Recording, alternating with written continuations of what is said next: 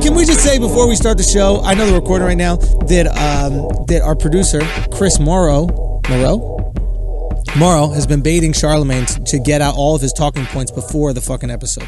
Okay, so if Charlamagne seems exhausted or like he's already said all the shit that he said during this episode, it's because he has to Chris. Okay? FYI, what Schulz doesn't realize is I talk for a living. I'm not new to this like him, so I can repeat myself over and over and make it sound very fresh. You can't repeat yourself over and over. Let's be clear about that. All right, now this is the Brilliant Idiots. I go by the name of Charlamagne the God. I'm Andrew Schulz, and this episode is brought to you by Tristan Walker and our friends at Bevel, the first and only shaving system designed specifically for coarse, curly hair and sensitive skin. Salute to everybody who tweeted Tristan all week long, telling Tristan that we hit it first.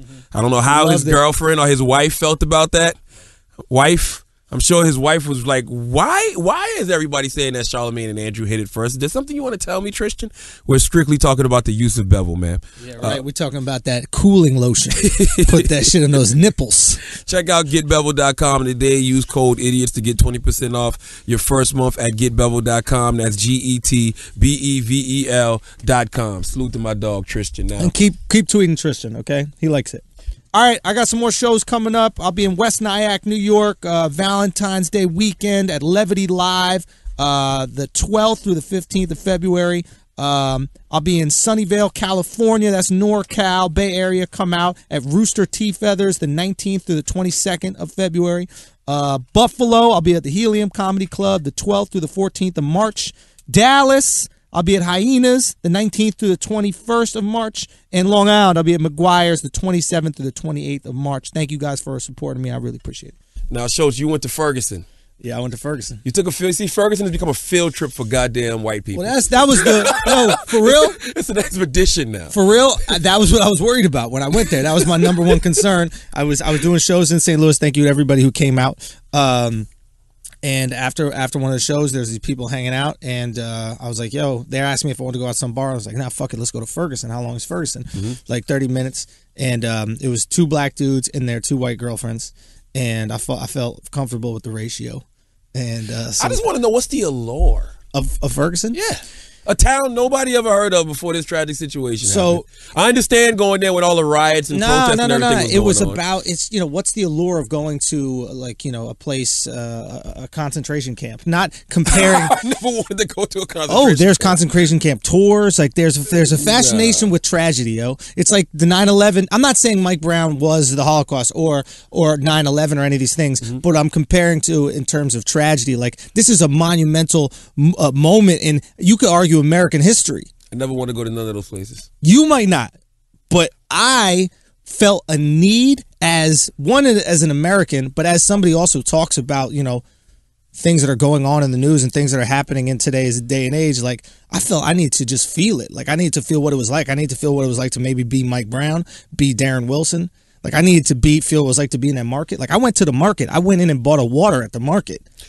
You know what I mean? Like, so what? Bro, you say so what because you here and you're safe. When you go there, yo, I wanted to go. Let me tell you something. I wanted to go when everything was going down. Man, shut the fuck up. Because if you wanted to, you would have. No, this is what everybody says. Everybody goes, I want to go. I want to be part of it. I want to do it. I went.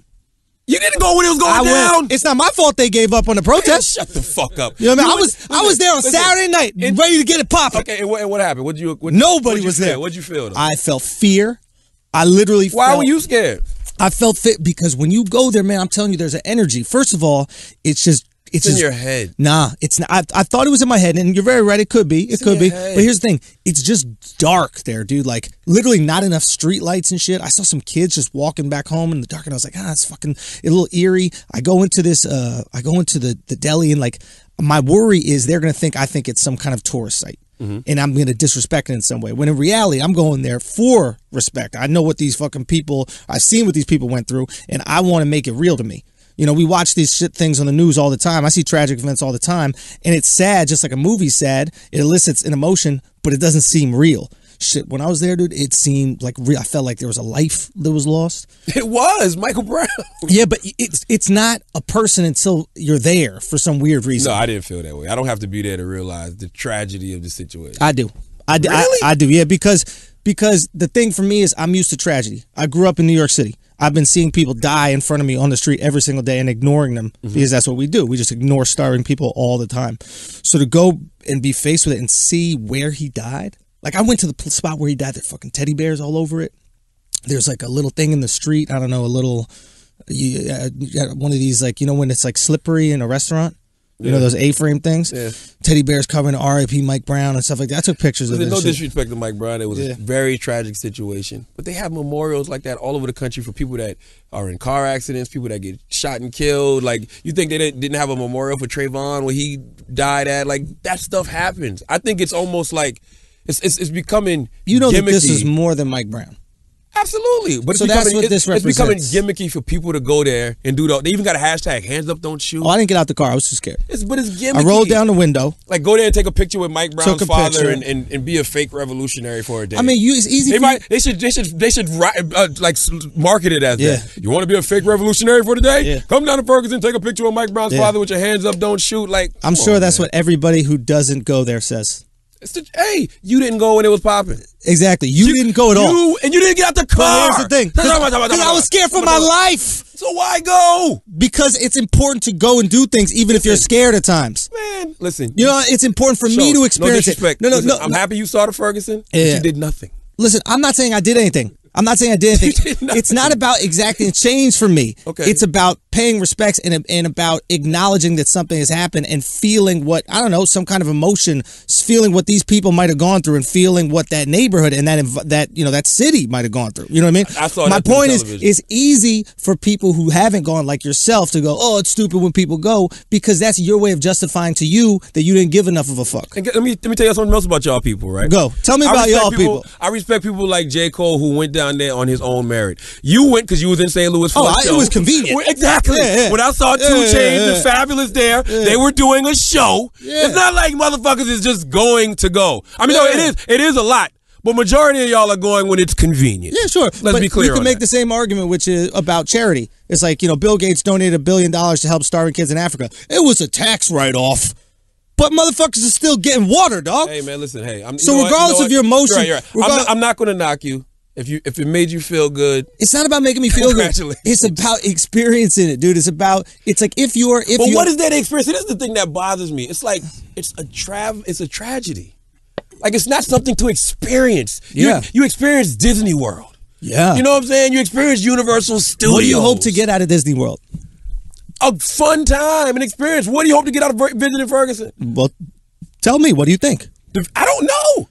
That's why I would never go. It's like I'll tell you if you want to know, because I went. I'm asking. The exact opposite of Disney World. I felt despair. I felt sadness. I felt poverty. It totally changed my entire opinion on gun control. It changed my entire opinion on poverty. Everything. Like, being in Missouri. Why did it change your opinion on gun control? Because we don't have a gun problem. We have a poverty problem. And when you mix poverty, was a cop who killed Michael Brown with a gun. It's not about that, man. What are you talking about? It's about the senseless deaths that happen in this country all the time. And I'm not trying to sound preachy or whatever like that, but the reality is this. You have extreme poverty in this country. Okay. Right? Like, you have people who are working full-time jobs that want to make a living, that are good people. They work at Walmart or work at fucking McDonald's. Okay. They want to provide for their family. That's all. They want to have some pride in that shit. Okay. But in America, you cannot make a living off a full-time job that's shitty. You could barely make a living off a full-time job that's good. Okay. We're talking, there's teachers out here who are barely making a living being a teacher. Do you know what I'm saying? Your point? So my point is, when you have a full-time job, you're not making a living, and you have a gun, and you got a baby that's fucking crying, and you got another kid that's fucking hungry as fuck, and your wife is fucking hungry, and she's working a job and she can't afford it either, and you got this gun, you might go get some food today. You might do some things to get you some bread. Why not go get another job? Because you got kids to look after. Maybe there is another job. You know how many people get devastated when, like, for example, Ford leaves. Are you encouraging people to go rob people? I'm telling you, it's a natural it's a natural order.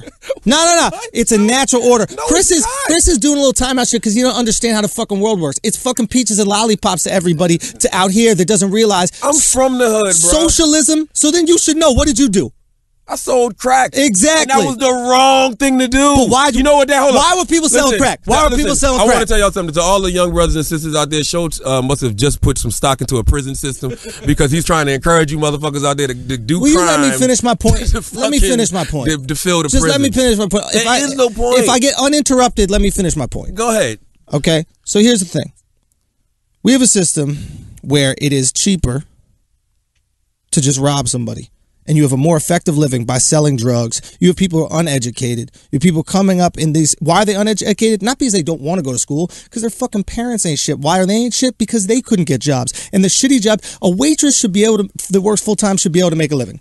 Back in the day when Ford had his car plants, everybody that worked there could afford the car. I know waitresses that are getting by. Not only are they paying their bills, they're going to school. Sure. I was on the phone with one yesterday who's going through medical school right now. Absolutely. And guess what she was doing? Absolutely. Complaining about money. Sure. And I asked her, I said, yo, you got enough food and stuff for the storm? You know, she said, I got bread. Hey. Some people sacrifice because they know in the future they will have a better life. When you get a gun and you say, I'm going to go rob some people, that's settling. You should never get to a point in your life where you settle. You should get to a point in your life where, I've said this all the time, I would rather wait than settle any day of the week. Sure. If you're putting yourself in a position to do better things, you eventually will get better. Right. You don't have to go out there and resort to robbing and selling crack like you don't. I did. Nobody does. You don't, because you had a father you could live with. You had a mother that you could live with. My father was my father was an alcoholic. My father was Did he have a house? cocaine. Did he have a house? He built. Did he have a business? It took him. No. Yes, he did. He owned a club. You're lying right now. Listen. You're lying right now. Time out. Let me get to where I'm going with this. That was after. But keep it real. That was after rehab. And your mother had a full-time job. Did she not? She was the school teacher you talked about. Did she have a full-time job? $20,000 a year. Did you have a roof to stay under? So can you fathom that there might be people who do not have those same luxuries that you were afforded? So you think those people? You really think that there's people out there who are completely homeless who are out there robbing? Let me ask you a question. Stealing people. You think rich people are shooting each other? Those are the gun problems that we have from rich people? What you're doing right now, Schulz. I'm asking you a question. No. I'm asking you a question. No, you're absolutely right. Do you think that the gun problem in America is from people who make over $100,000 a year? Those are the people shoot and kill each other in the streets? Well, last time I checked, these rich white motherfuckers, these privileged kids who shoot up these schools, they're not homeless. That's the gun problem in America? You're saying the majority of shootings are school shootings in America? You're out of your goddamn mind. That is the vast minority of gun violence in America.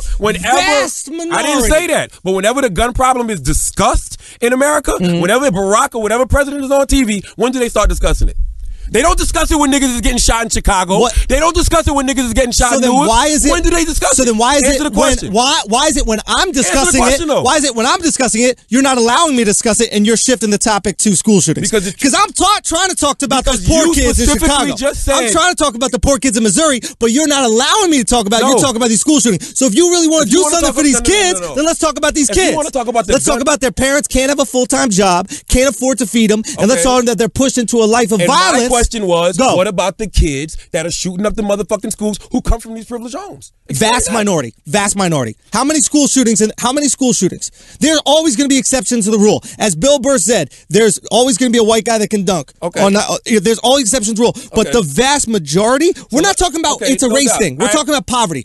Poor whites in West Virginia shooting each other. Let's keep it strictly Poor whites in Missouri. Keep it strictly in the hood. Do you think all of these motherfuckers that are in the hood shows that are robbing and stealing and killing people with guns are doing it just because they're poor?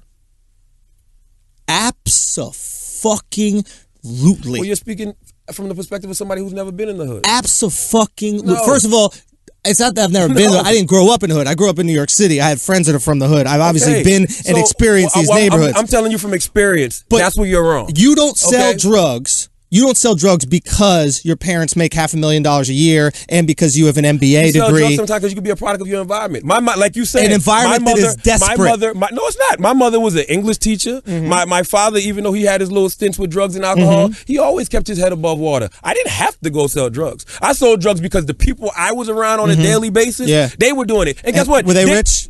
No, yes, all for drugs. And guess what? Before drugs, were they rich? They weren't poor. Were they educated? Did they go to get college degrees? We were in high school. Did they get college degrees? Could they get a full-time job where they could live? I'm going to give you a great example. I got a homeboy. I'm not going to say his name. I already know who you're talking about. No, you don't. I do know because he was here and I already met him. No, you didn't. You're not talking about the guy who went to college, got a degree, and then he was also pushing. I don't even know who you're talking about. Who are you talking about? The guy that we met. Who? I don't want to blow him up because he served time. He did 5 years for it. No, that's one, but that's somebody else. Sure. That's my other guy. Sure. I got another guy who got a full scholarship to a college called Gardner-Webb University. He was a football player. Before he left to go play football and get that scholarship, he used to hang out with us in the hood. Yeah. Came home for 1 semester on a scholarship. Started hustling that summer. He was like, man, I'm tired of asking my parents for shit. I got to pay these motherfucking loans. Selling crack. This nigga never went back to school. He had no reason to be out there other than his influence. You're saying that he was in a financial situation where he needed to pay back money. He wasn't. He wasn't capable of doing it. He was a freshman in college. What did you say the reason was? Say it again. Because you just said to me, "Oh, I gotta pay back these fucking loans." It was bullshit. So you think it's bullshit? That's not poor though. You just said uneducated. You specifically said define poverty. Define poverty. Owing money to somebody that you don't have to give to them is poverty. Did you hear what I said about not settling and just waiting? You're in college. You're a freshman in college. You have a full scholarship. You could go to the NFL. You might get a business degree and get a great job, but your dumb ass came home for a semester. Go tell that to some kids who are hungry. Hey, just wait. It'll work out. I know you're hungry, but just wait. Figure it out. I know you don't have a coat and you're fucking cold and you want a coat to wear. Yeah. Do you know what I mean? Well, yeah. So your suggestion is, here, take this gun. No, I'm not saying that's take this pack of crack. I'm not suggesting it. That's the reality. The man catches you and puts your ass in prison. Do you want me to know what the suggestion is? What's the suggestion? Here's the suggestion. Make it so that if you have a full-time job, there is a livable wage attached to it. I don't care if you're a Walmart greeter. Let me finish. Let me finish. Not a livable wage. I know for a fact 51% of American kids in public schools, children in public schools, 51% live below poverty. Listen, what do you call below poverty? Take that into. There's a poverty line in America. My mother made $25,000 a year as a school teacher in the Berkeley County school system. She had 5 kids. Not once did I ever think we were poor. Well, how are your kids? How are they doing? What you mean? You did crack. You went to jail, so that probably didn't work out. That had nothing to do with her. How do you know? Because I wasn't listening to her. You weren't smoking. Hey, listen, you weren't selling crack and going to jail because of how wealthy your upbringing was. You know when my life changed? Go. When I started listening to my mother and father. And maybe why when I started doing who were you listening? Who were you listening to? The streets. And why were you listening to the streets? Why do you think I wasn't listening to the streets and you were? The streets will always be a strong influence. But why weren't they influencing me? I don't know. Just think of an idea. Are you doing what your father and mother want you to do? They want me, because they told me to do whatever I wanted because I had that luxury. So they never encouraged you to do anything else? Nope. They said do whatever you wanted. Both of my parents decided to do whatever they wanted. My parents always taught me to do positive things. And what did you end up doing? Negative things for a moment. And why? Because of the streets, because of the environments you were in. You have to look. What I'm saying is, I'm not saying I don't think you know what you're saying. I know exactly what I'm saying. You're just not listening. The point is this: we have to understand why people are going out there and robbing. We have to understand why people are committing these crimes. That's not always it's the case. Desperation. You know the reason why we have more gun violence than other countries like Canada and all that shit who also have guns is because in Canada you can work at a fucking coffee shop and make a livable wage. You can make enough money to put fucking food in your mouth. Did you ever hear Jay-Z say? It is true. My girl lives there. How you telling me it's not? Do you know how many guns are in America? How many guns are in America right now? It's not about how many. It doesn't take. Just how many guns do you think there are I in don't America? know. Time. Did you ever hear Jay-Z say, broke niggas don't want no cash. They just want to kill you for the name?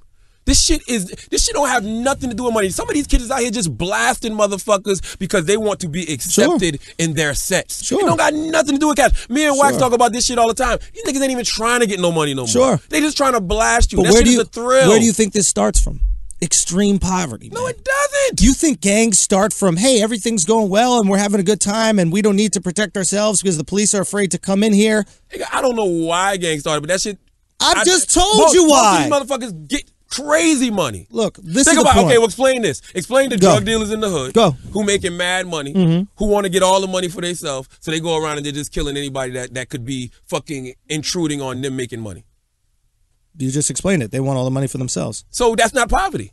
What do you mean that's not poverty? That's not poverty. Yeah, but they're taking advantage of poverty. They're instilling poverty. How? And they're coming from an environment of poverty. The drug dealers in the hood are not some white guy named Philip who goes out to the hood and goes, hey, you know what? I'm going to live in the projects now. We're going to run this project building. You know, we're going to be a fucking, what is it, a black disciple family. I'm pretty clear of that. I've lived it. All right, so you know. So I'm saying they're products of that environment. But my point is, people are prideful. I'm gonna tell you where your logic is skewed. You don't even know my logic because you're not listening. You're not even listening. You just disagree with that. You're absolutely right. When somebody is poor and somebody's hungry, they're gonna do what they got to do. So what? So my solution is, why don't we step in and let me say this? No, your logic is skewed because it's not just poor people doing the killing. It's some poor people who think the exact opposite. I'm gonna go get me a job. I'm going to go get me 2 and 3 jobs. I'm not going to go get a gun and go rob people. Some people's mind is not on crime at all. And you're associating supreme poverty with crime. That's not the case. It's absolutely the case. No, it's not. How can you say it's not the case? It's not, man. And here's the thing. I'm not entirely blaming them for that. People are prideful. You know, an American, a fucking human being, whatever it is, are prideful. They want to be able to put food on their table, pay their own rent. People aren't pieces of shit. But if we have a situation where people are not educated, not everybody has the opportunity to get an education. If we have those situations, all we need is not so much, and I know I sound super fucking hippie about this, but not so much corporate greed that these motherfuckers can make a livable wage and they don't have to resort to street violence. Because the reality is, everybody that's not making a livable wage is not resorting to street violence. Who said everybody? I didn't say everybody. You're making it seem like everybody that's poor just grabs a gun and goes rob and kill somebody. I'm only saying that the people that are poor and do it are doing it for that reason. I'm not saying the people aren't poor and don't do it are. There are plenty of people that are living in poverty and struggling and suffering out there that are fucked, and it's fucked up and not resorting to violence. Did you ever think that maybe these people are just sociopaths? No, I don't believe that big a percentage of the population are sociopaths. I don't believe 51% of the kids growing up in America public schools are going to be sociopaths. What do you call serial murderers? What do you call somebody who'll go out and shoot 3 people a week? Some people are sociopaths. Some people are just fucking sociopath. Not everybody's the sociopath. Listen, you realize that there are people in business that are sociopaths. Not every sociopath is bad. There are CEOs. The CEO of your fucking iHeartMedia could be a sociopath, and that's what allows him to do really well at work. Listen, as long as he's not out executing people 3 or 4 times a week, I'm cool with that too. I'm cool with that too. Okay, as long as he's not out being a serial fucking murderer. Cool. I'm with it. All I'm saying is, people in this country, right? In any country, you have to realize we hate on socialism all the time. We're like, I don't want to pay more taxes and give more money to all the people, etc. You're going to get taxed regardless. It's either you give the government some money, or some guy who doesn't have a lot is going to come up to you and rob you and say, I want your money. So you might as well just give it to the government and let it disperse, because socialism is going to happen organically or inorganically. Go ahead, Chris. I think everything you're saying about poverty is real, but can't you say we have a poverty problem and a gun problem? I think the problem is both. Trying to say we don't have a gun problem. The statistic, because I looked this up, I had a feeling this was going to happen today. And what I was trying to say to you before is, how many guns do you think there are in America? I want no guns in America. Okay, but there are 315 million guns in America. There are 305 million people. That means there's more guns than people in America. How's that not a problem? The poverty problem and gun problem are 2 different problems. Right. Here's the thing. They're not one and the same. Listen, they're connected in terms of deaths.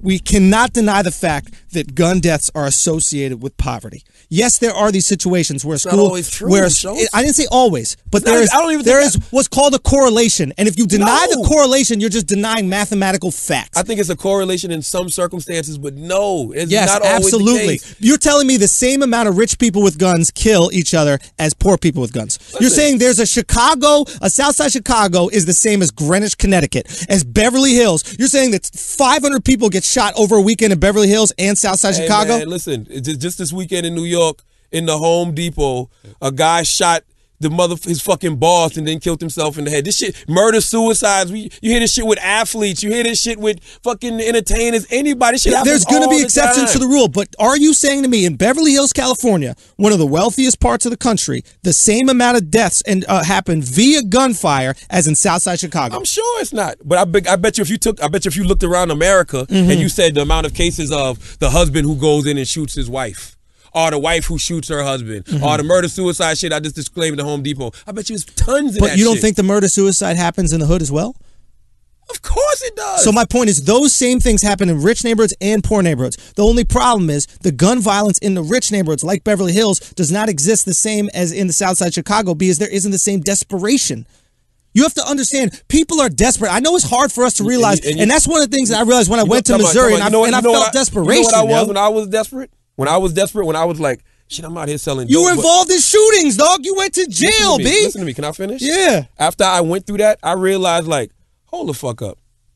My situation, I'm not desperate like that. If I'm not desperate, you know what I did? I went and got 3 jobs. Yo. I worked 3 jobs at Charlamagne. one motherfucking time. My sister, my older sister, this is where I learned this from. My older sister, not only did she go to college, she worked her way through school, she was working 2 and 3 jobs at one time. That's just the way I was taught to be. If you don't want to sell crack, if you don't want to grab a motherfucking gun, which is stupid because you're going to end up in prison, go get a motherfucking job. I'm with you. It's never that serious. I'm with you. And it's never that serious. Here's the thing. First of all, you're an exceptional individual. And it's a lot of exceptional individuals. And I was the second sentence I was going to say. There are a lot of exceptional individuals. There's a lot of people. I mean, some of my closest friends grew up below the poverty line, went to college, literally hustled through college. I had a buddy who in college was a bookie to pay for college.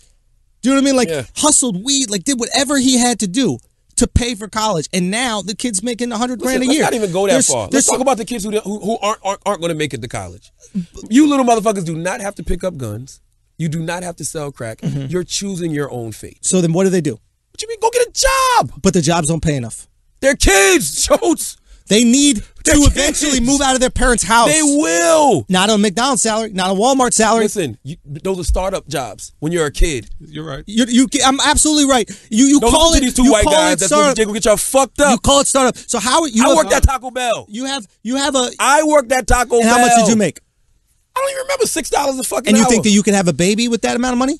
I was 17 years old, Schulz. And there are 24-year-olds that's the only job they can get. You did. Sometimes people got a felony. Anybody can't get a job. Anybody can if they don't settle and if they don't have the mentality of, fuck it, I'm going to just go get a gun. Fuck it, I'm going to just go sell some crack. Once you do that, it's like on Back to the Future, your fucking picture starts fading the motherfucking way. And I'm not saying they should do that.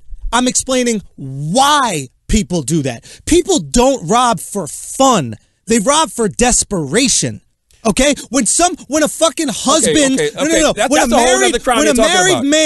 a married man, and this is a white dude, okay, so I'm not making it some racial issue. White guy goes up. There's a video of it. Goes up to a fucking convenience store, gas station. Walks up to the guy, and he's literally almost in tears, and he says, "Hey, I need that money. Give me the money for the thing." And the guy goes, I have kids, I got to feed them, I need the money. And the guy goes, how about I just give you $40? He goes, no, I need it all. And if I can pay it back to you one day, I promise I will, but I need to have all the money. And the guy gives it to him. That shit is heartbreaking because that motherfucker. That's one situation.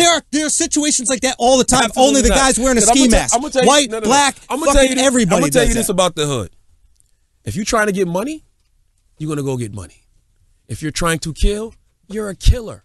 People that are really trying to get money ain't mixing the two. Some people don't go trying to kill. I go to your house and I do a home invasion, right? What happens? You see me, you got a gun in your house. You shoot at me, I don't want to die, I shoot, now I kill you. All I wanted was and you don't get nothing. All I wanted was your TV so that I could fucking pawn it so I could buy some cornflakes because I haven't eaten. Fuck you.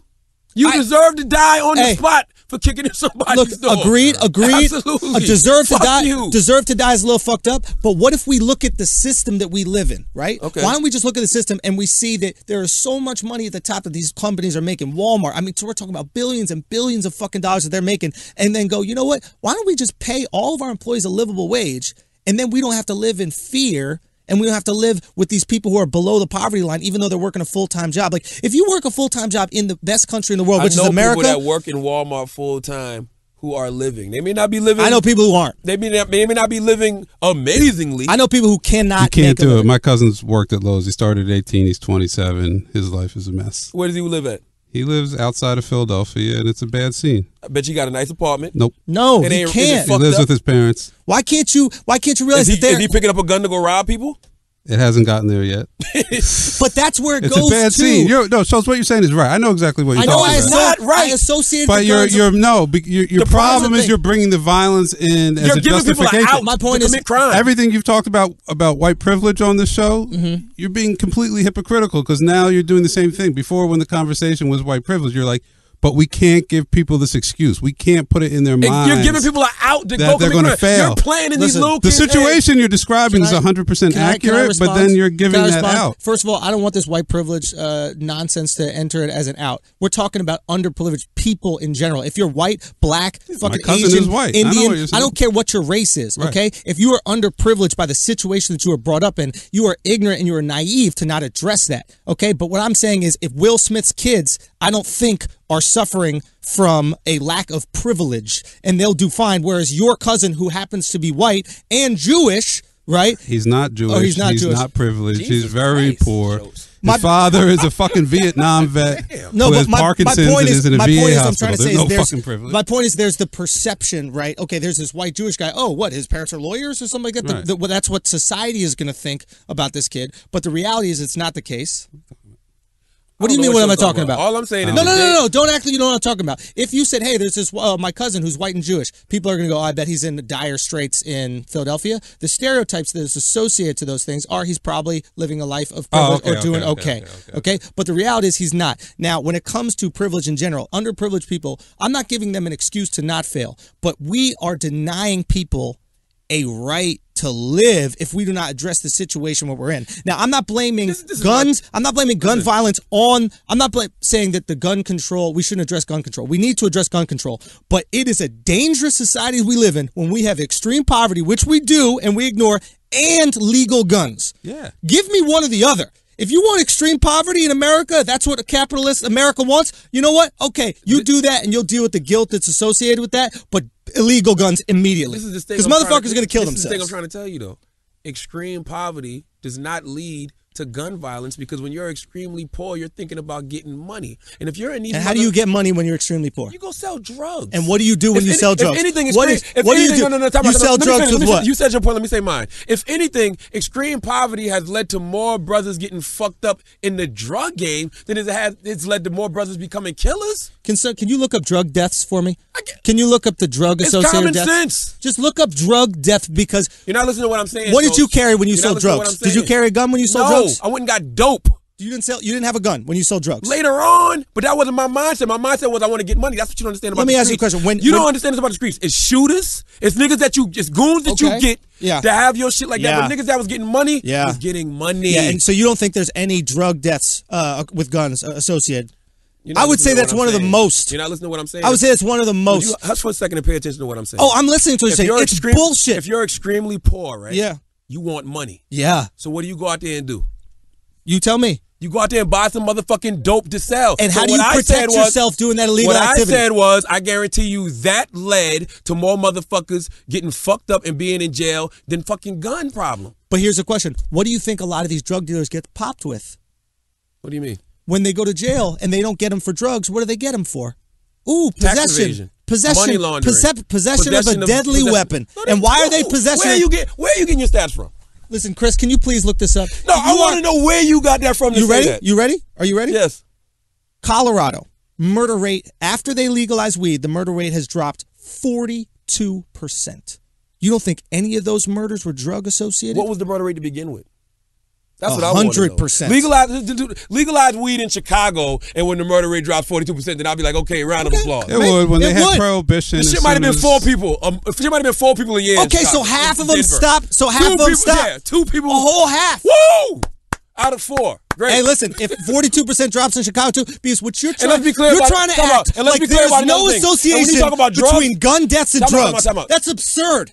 When it comes to weed, no. You know the drug people get killed over? Oh my God, Charlamagne. Name the drug people get killed over. Listen, since you know so much, name it. Coke, heroin, meth. Exactly, crack. Crack. More niggas have gotten killed over crack than fucking weed. Can everybody just acknowledge that Charlamagne just agreed with me? The same point that he was just arguing. You say drugs. He said more N-words have gotten killed off of crack than anything else. Yeah, because you say weed. Like you say weed. 42% of people in Colorado, when they legalize weed, murder dropped 42%. That doesn't mean anything to you? No. I'm trying to save lives, yo. No. I don't care if it's 2. I don't care if it's 200. There's 2 problems I have with your rhetoric. And before we bring in our guests, 2 problems. Number 1, you're giving people an out. And you're damn near encouraging motherfuckers. If you're poor, fuck it, I understand. Go get a gun, rob some motherfuckers, end up in prison for the rest of your fucking life. That's the first rhetoric. And the second rhetoric is everybody that's poor, Schulz, is not resorting to crime. And some people are doing the right thing and going to get an extra job or two. Some people are doing the right thing and going to school so they can get a degree, so they can get in a better position in life. That's how some people think. Matter of fact, majority of people I know think that way. When you're born poor, you say to yourself, yo, I'm not going to be in this condition for the rest of my life. So you know what you do? You go to school. You study. You focus. I'm going to go to college. Yeah. Motherfuckers ain't resorting to crime. Like, you just make it, like, you're so oblivious, honestly, to the hood that you think everybody that's poor just necessarily resorts to crime. Yeah. So, again, never did I say that. I've said repeatedly. That's what you're saying. Never. Can I respond? Chris, you don't think that's what he said? Can I respond? I got confused a while ago. Never did I say that. I didn't say that all these poor people are committing crime. I said the poor people that are resorting to gun violence are not doing it out of fun. They're doing it out of desperation. There are tons of poor people who work their fucking asses off in America, and they still live below the poverty line. And I want to make a difference in some way and change that so they can at least fucking feed their families. The fact that they have to work two full-time jobs. There are a lot of people who work 2 full-time jobs just to feed their fucking family. Yeah. You should be able to do that with one, in my personal opinion. Okay. Now, and I understand there's my mom's family, perfect example. My mom's family, perfect example. Poor as shit. Some of the brothers work their asses off. They started as a fucking busboy at a restaurant. They end up managing the restaurant. Okay. Some of the brothers, or one of the brothers, just so happens to live off of the country. You know, he's getting welfare essentially, and that's just what he's done for his entire life. Okay. So there are people that are going to take different directions. They're going to lead different paths. Okay.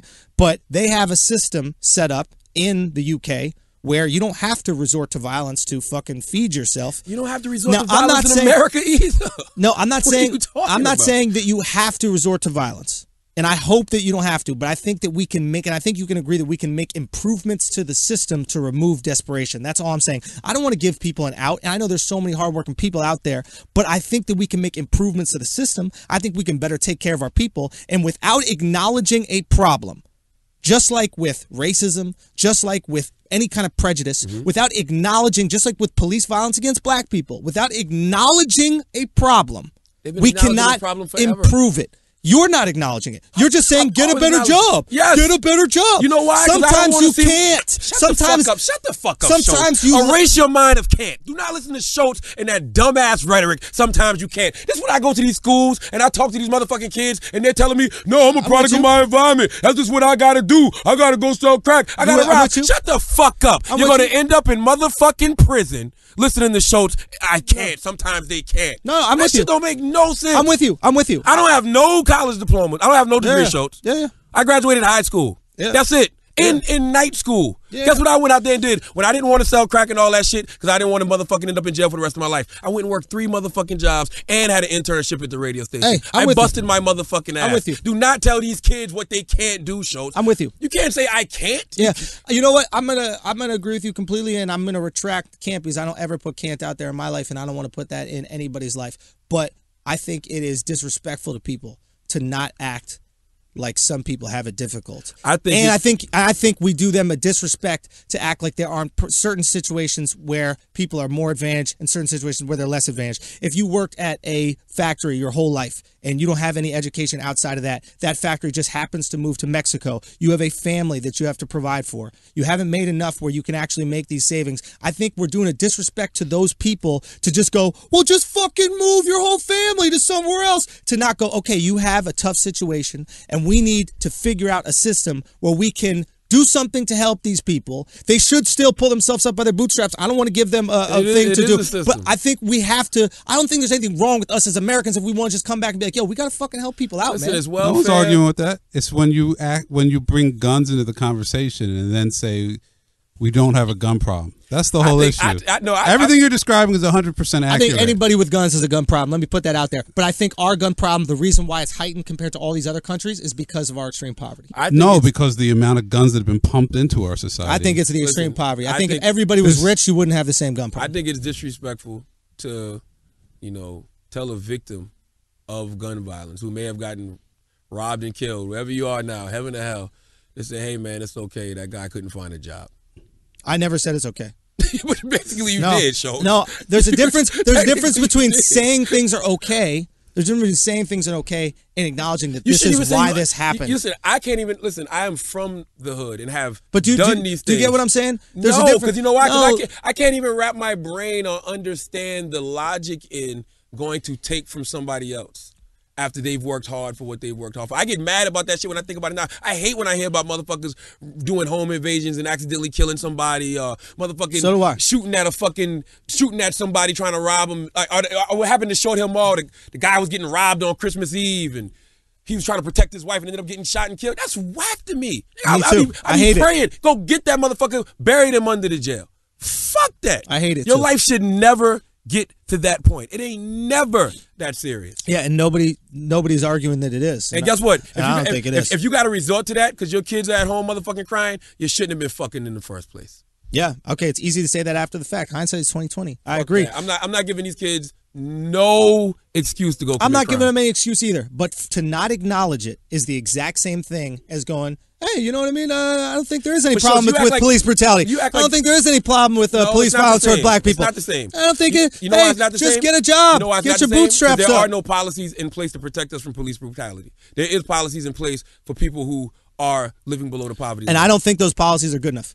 And that's my point. I think we need to change those policies. And I think that you want them to get more food stamps? You want them to get more government assistance? They don't want fucking food stamps, dude. They don't want a handout. They don't want a fucking handout. What they want to do is have the pride of being able to fucking feed themselves, dude. Let these people be prideful. Human beings are prideful. The unemployment rate is one of the lowest it's ever been right now. Yeah, people are employed, but they can't make a living wage. Unemployment is... What do you call a livable wage? Employment is bullshit. Tell me what you call a livable wage. You can't pay rent and feed yourself. Tell me... No, don't think about New York. Tell me what you call a livable wage. It depends on where it is. In New York, it's much higher than it is in fucking South Carolina. Okay, so guess what? If you're in New York City, right, and say, you make $25,000, $30,000 a year. You're probably below the poverty line. You're probably below the motherfucking poverty line. Yeah. So you know what I tell people to do, and this may sound crazy, but hey, sometimes you do have to go move to live a better life. And I think people do. Go down to Columbia, South Carolina. Go to New Jersey. Go to Mount Scott. Go live in that Jersey near Philly. Go do that sometime. Sure. Come down to come up. Sure. I don't see nothing wrong with that. Sure. I'm the type of person, I'm not going to sit around and just complain about my situation. You're absolutely right. And I think it'd be disrespectful to them to not acknowledge that that's not the easiest thing to do. But yes, they should do that. And maybe we should have some kind of policy if there is a huge layoff that the company that does lay these people off includes some kind of movement package. If you know not necessarily. Not necessarily. When in Flint, Michigan, when the fucking factories left and rolled out, that was it. They might have given them some. They didn't get no severance? They had to get severance. They might have given severance package. And maybe there should be some kind of movement package as well. If you know you're going to take 50,000 jobs out of a fucking area with nothing to replace that job, maybe we should say, hey, listen, man, I've been fired 4 times in my life. That's just the breaks of life, bro. I've been fired. I'm just the 7th radio station I've worked at. Listen, the 7th. I'm with you. It happens. I'm with you. Guess what? Listen, when I got fired from Philly, after being with Wendy Williams and Philly, and I had to move back to Moncks Corner, South Carolina with my mother, guess where I was at? In the unemployment office in South Carolina, willing to work wherever and collecting my unemployment checks. And we need other people to do that shit as well. You know how crazy I felt sitting in that motherfucking lobby? Motherfucker like, damn, Charlamagne, what's up? Hey, nigga, I got fired. It is what it is. I'm here trying to get that unemployment check. Hey, man, that's beautiful. I don't have pride. Listen, if you're a man, you're going to do whatever the fuck it is you have to do. And that's a mentality. Legally to motherfucking make it. Yeah, and that's a mentality, and that's the reason why you're successful, and that's the reason why a lot of people are successful. And people can be successful, too, if they adopt that mentality. Absolutely. They can't have the mentality of grab a motherfucking Glock, go sell some rock, and I would say, fuck it. I'd never justify that. But we'd be ignorant if we didn't say this is something that leads them down that path. Not in every situation. And we can change certain things in certain environments, in certain neighborhoods. We can put certain programs in certain neighborhoods to maybe stop a kid like you who has all the fucking talent in the world, a smart-ass dude who almost lost his blessing in a weird way. Yeah, because listening to people like you telling me this is how I got to get my money. You weren't listening to people like me.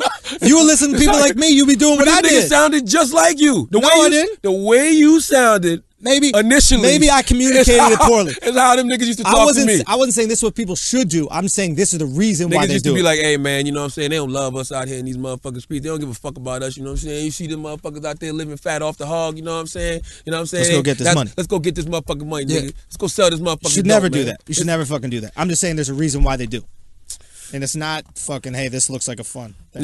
Not in every case. But let's bring in our guest. We got a lively one today, folks, as you can tell. Shit. Okay, but get clearer, smoother skin with Bevel. Yo.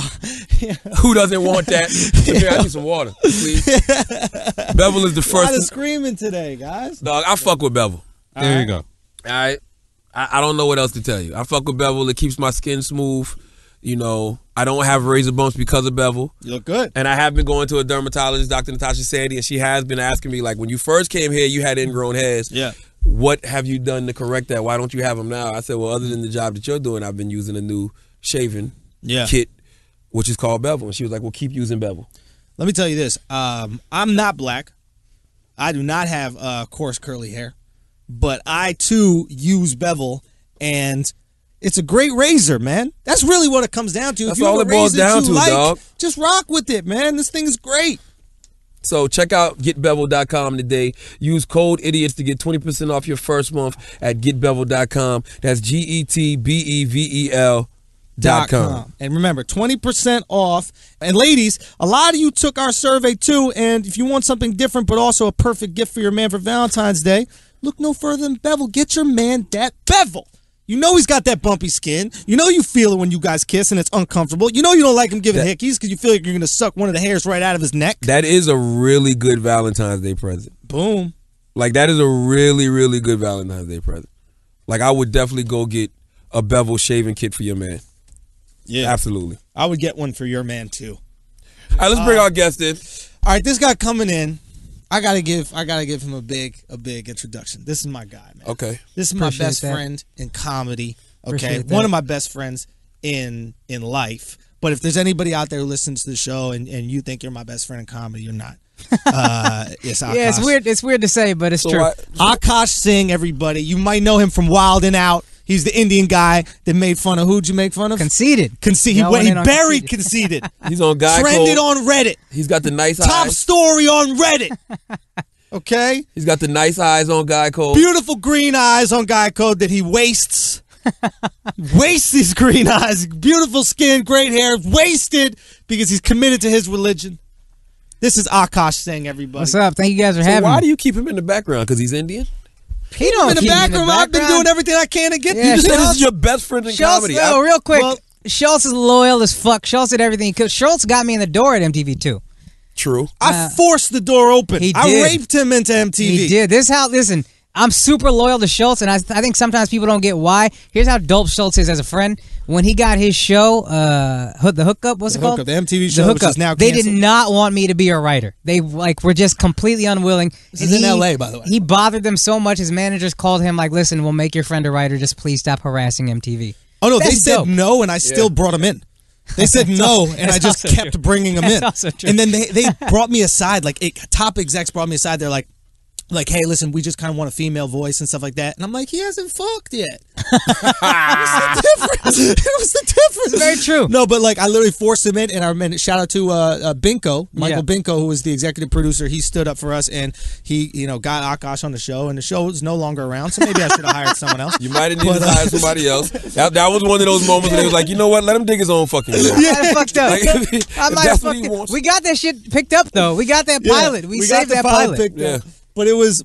Then after that, but he's one of the guys that and I've always tried to for jobs that don't suck. I had him right on the show, and thank you for MTV2's. MTV2 has been great with Akaash and always put him. Yeah, MTV2 has been great with affirmative action. Boy, they got Akaash, they got Timothy De La Ghetto now. Fahim, they got Aquafina.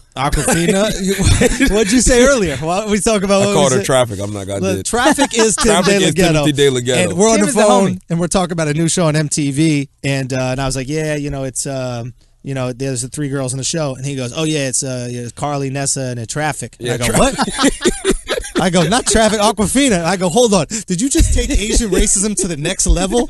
Yeah, they don't. Yeah, they look similar, but the gender, you don't even notice the difference between gender. I did not even think about it. I'm gonna tell you why, because I don't know why the fuck I didn't think about it. Because Timothy De La Ghetto's AKA is Traffic. Bro, it came out so effortless for me. I didn't think it was.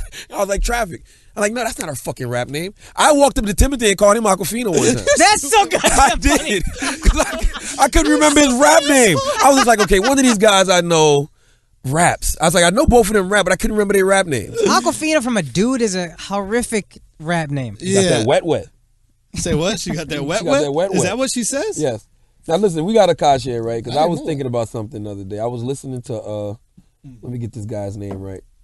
Akaash hates this guy, by the way. Well, okay, let's relax. Let's relax. Hari Kondabalu. Kondabalu. I was listening to him on the Champs podcast, and listen, I'm a brilliant idiot. I can honestly admit when I have no knowledge of a situation, but he was on there talking about being Muslim, Indian. He's not Muslim. What are you, Akaash? Hindu. I mean, honestly, to not know that much is crazy, Charlamagne. So what is he? What is this guy? Because he was saying that he started feeling prejudice after 9/11. Yeah, that happened. Not he felt prejudice. No, he said felt prejudice against him. Yes, against him. Yeah, against him. Yeah. Right. So what is he? He's Hindu. Okay. And that happened. And this So in India, there are several religions. The most popular are Hinduism. Hindus are most dominant, and then Muslims. There's And more Muslims. Muslims in India than anywhere else. So he's not a Muslim. He's No, Hindu. he's not. Also, there's not two O's in it. All right. Or a Z. Okay, yeah, The Muslim. moral of the story Sounds is, like you're saying moose. okay, but the moral of the story is he was talking Yes, like they're both brown, but they're not the same people. he was talking like he was a They don't even like each other. he was talking All right. like he had been through so much victimhood in his life based off his ethnicity. Yeah, ethnicity is a huge deal. So he texted me last night. No, we're talking about this. We're talking about him, and then there's another article, Eddie Wong's yes, article in Vulture. Yes, and I said, So- don't they know that black people have the patent on being on victimhood in America? He's like, I don't like them trying to take the Well, victimhood. it's like it's so lucrative, like Coke. Like, you can't expect Pepsi to not pop up. You know what I mean? Like, I'm going to try to get in on this market. Oh, that's hilarious. That's what it feels like, though. I'm being honest with you. That's what it feels like. It's more like Fanta. RC Cola. Yeah, it's some like Walmart brand or something. That's what the fuck it feels like. It feels. Mexicans are Pepsi, and then we're just trying to come in with RC Cola and like store brands. No, when it comes to being a victim in America, Yeah. it's blacks and gays, baby. That's it. You don't want anybody else getting a piece of the pie. No, Not even y'all don't got enough Latinos. time in on this, baby. Latinos are they're the most like underrepresented in every field. That's the one that I can be like, all right. Yo, we y'all were are really talking good about shit this on the it. other night. Like, people always talk about how there's like no black people in movies and how it's so fucked up, Yeah. whatever. It's like Mexicans are more in the popular. Latinos have more. It's insane. Or the more. number of Latinos. There's more Latin people. Spanish people coming up though. They coming up. But where? Like, No, they coming up. They coming up. I don't. Do you see them in the movies? Yeah, I mean, Spanish. Listen, they got their own radio stations. They got their own television which stations. is dope, but they have to do it on their own. They're not the things that we as minorities complain about. They're really there. No, but here's the thing that I like about Akaash and his philosophy, which I find so interesting. Akaash is one of these guys which is kind of different from Hari and different from Eddie Wong, in that he doesn't care about the quote unquote white man's approval. He's not asking for permission. He goes, I got 1 billion people as an Indian. We'll just do it ourselves. Yeah. Who the fuck needs you? Yeah. And We'll just so go get it. describe like what you're saying. With So this is I guess to the point of the Mexican radio station. Like they were saying, well, it's in Texas. Don't get mad at me when I confuse Hindu with Muslim Sure, ever fine. again. That's true. Here's the point of the Latino radio station is like, listen, you don't want to let us in. That's cool. We're just going to create it ourselves because we don't need to be a part of your system. We're going to do it ourselves. Okay, and it's going to be boom. huge. And it's that's so what I'm talking about. influential. And that's how I've always known Asians and Indians to think. So it throws me for a loop when I hear these guys playing the victim. I It personally throws me for a loop. I'm like, huh? Yeah, I personally don't want to do that because I think it's weakening. So like it gives me an excuse to fail. I don't want to do that. I think here's the way I feel. I really love being Indian. Happy Republic Day, by the way. I have pride in it. What does that I mean, think sir? it's this is when the Indian Constitution was like enacted. Republic Day, January 26th. Anyway, I really have pride in being Indian. So I think we're the best. So I don't need help from anybody. If you want to put hurdles in my way, watch me jump over them because we're the best. Talk that talk. That's how I feel. So that's exactly why this whole like affirmative action. I don't want affirmative action. I want to take your job, and I don't want you to think, oh, he just got it because he's a minority. I want to take your job, and you know he got it because he's better. These guys are a on that, fucking but ain't nothing wrong with a little force. cheat code. Yeah. Say again. Ain't nothing wrong with a little cheat code. I'm with him though. You like a little cheat code, but his point is they don't need it. And to the Latino radio stations and shit like that, like there's a reason. Like once you establish you have buying power, there's a reason when you pick up the phone that they say for Spanish press 2. Yeah, it's because they want that bread. Absolutely. So the same thing goes when you're in New York City and you fill out a form and the back it's all in Mandarin or Cantonese. It's because they want Asians to fill out that form. Right. You know, so it's the same thing. And I think there's almost a power to that, which is instead of like complaining your way to the top, is just establishing what you do is dope, and people will come to you regardless of race. Regardless of race, people want to be on that hot shit. You can't escape the process of work. You just can't do it. Like, there's no way around it. There's no way around. There's no way around hard work. That bothered you? What was he saying? Just the fact he was speaking. And I'm not saying. Listen, I don't know if what they go through. You know what I'm saying? All I know is when something is prevalent, you can see it visibly. You see what African Americans. Can I tell you something? I went through some racism after 9/11. Is it as prevalent as African Americans? No. I got pulled over. My friend was a white dude driving. He got pulled over. Cop got him out of the car and just questioned me about like what I was doing and was I transporting drugs, because there was some commercial about terrorism being supported by drugs. Little stuff like that. People would kind of fuck with my house or whatever. My family got fucked with a little bit. But here's the way I look at it. Like what? What happened? What was the worst thing that happened? Nothing crazy. It would just be little kids just doing little kid shit. Like I remember snow one day, they were throwing snowballs at like my grandmother. She was getting out of a van or whatever, and it's fucked. But like, that had nothing to do with the fact she was Indian. It was 100% she was brown. It's because she was old. No. Young kids fuck with old people. It was everybody. It was everybody, but the one that bothered me was my grandmother. It's like this old lady, man. So they were throwing them at everybody? That's the one that stuck out to me. Yeah. Get the fuck. Of course, it's your grandma. All right, you know what? Darren Wilson had nothing to do with the fact that Mike Brown was black. It was because he was tall. He just said all the kids were fucking with all the people. No, the one that stuck out to him. Charlamagne, listen. They're fucking with everybody in my family, but the one that bothered me the most is my grandma. You want to fuck with me? Fine. Okay. This is a grandmother. So they only threw stuff at your grandma. No, the whole family, but that's the one that stuck out to me. His grandmother, his father, his mother. But here's the point. And it hit his grandmother. That's what bothered him the most. The grander point is whatever I went through, my life was never in danger. But whatever I went through. I'm glad I went through it, because that reminded me, you are different. You are this thing that you cannot escape. You need to love this thing about you. Go find the beauty in it. And that's our job as minorities. It's not the majority's job. If the country is 60% white, they can't cater to every minority equally. For what? So it's my job to figure out why I come from a beautiful culture. Yeah, you're absolutely right. But this is my thing. And the guy, Hari, he said this. He was like, after 9/11, we started feeling like how black people felt forever. The difference to me is... It wasn't as bad. The difference to me is African Americans didn't do anything to cause our treatment. They were doing that to y'all based off those towers going down. I mean... That's the difference. Well, they didn't knock the towers down. I know that, but in people's mind, that was the justification for it. What was the justification for just treating black people like that? Real quick, you could argue just the same as, you didn't shoot somebody in Chicago, but if somebody sees you and goes, this guy's dangerous. Let's go back to when they first brought us over here on the boat. What did we do? Nobody is quote unquote afraid of black people now because of the way they acted on the boat. Could you answer the question? What did they do? But do you understand the point of saying black people do? It's behavior and then response to behavior. Answer the question. What did black people do in America to deserve the prejudice and oppression we've received? They looked really athletic in Africa, I guess, and they said these guys are gonna fucking. But Akaash, you understand what I'm saying? These guys are gonna make good slaves, and they brought them over. Here's what you're saying is early on, getting brought over, all the early injustice, they didn't do anything to deserve that. True. Absolutely. In the last 50 years, you can use the same logic you just used on us against black people, and it would sound horrendously racist. If I was like, well, in the last 50 years, black people have been blah blah blah blah blah. That's why when I see a black dude, I get scared. It all. I'm just telling you the logic. So I'm saying this is both y'all's points. I'm telling you the logic behind why people started treating.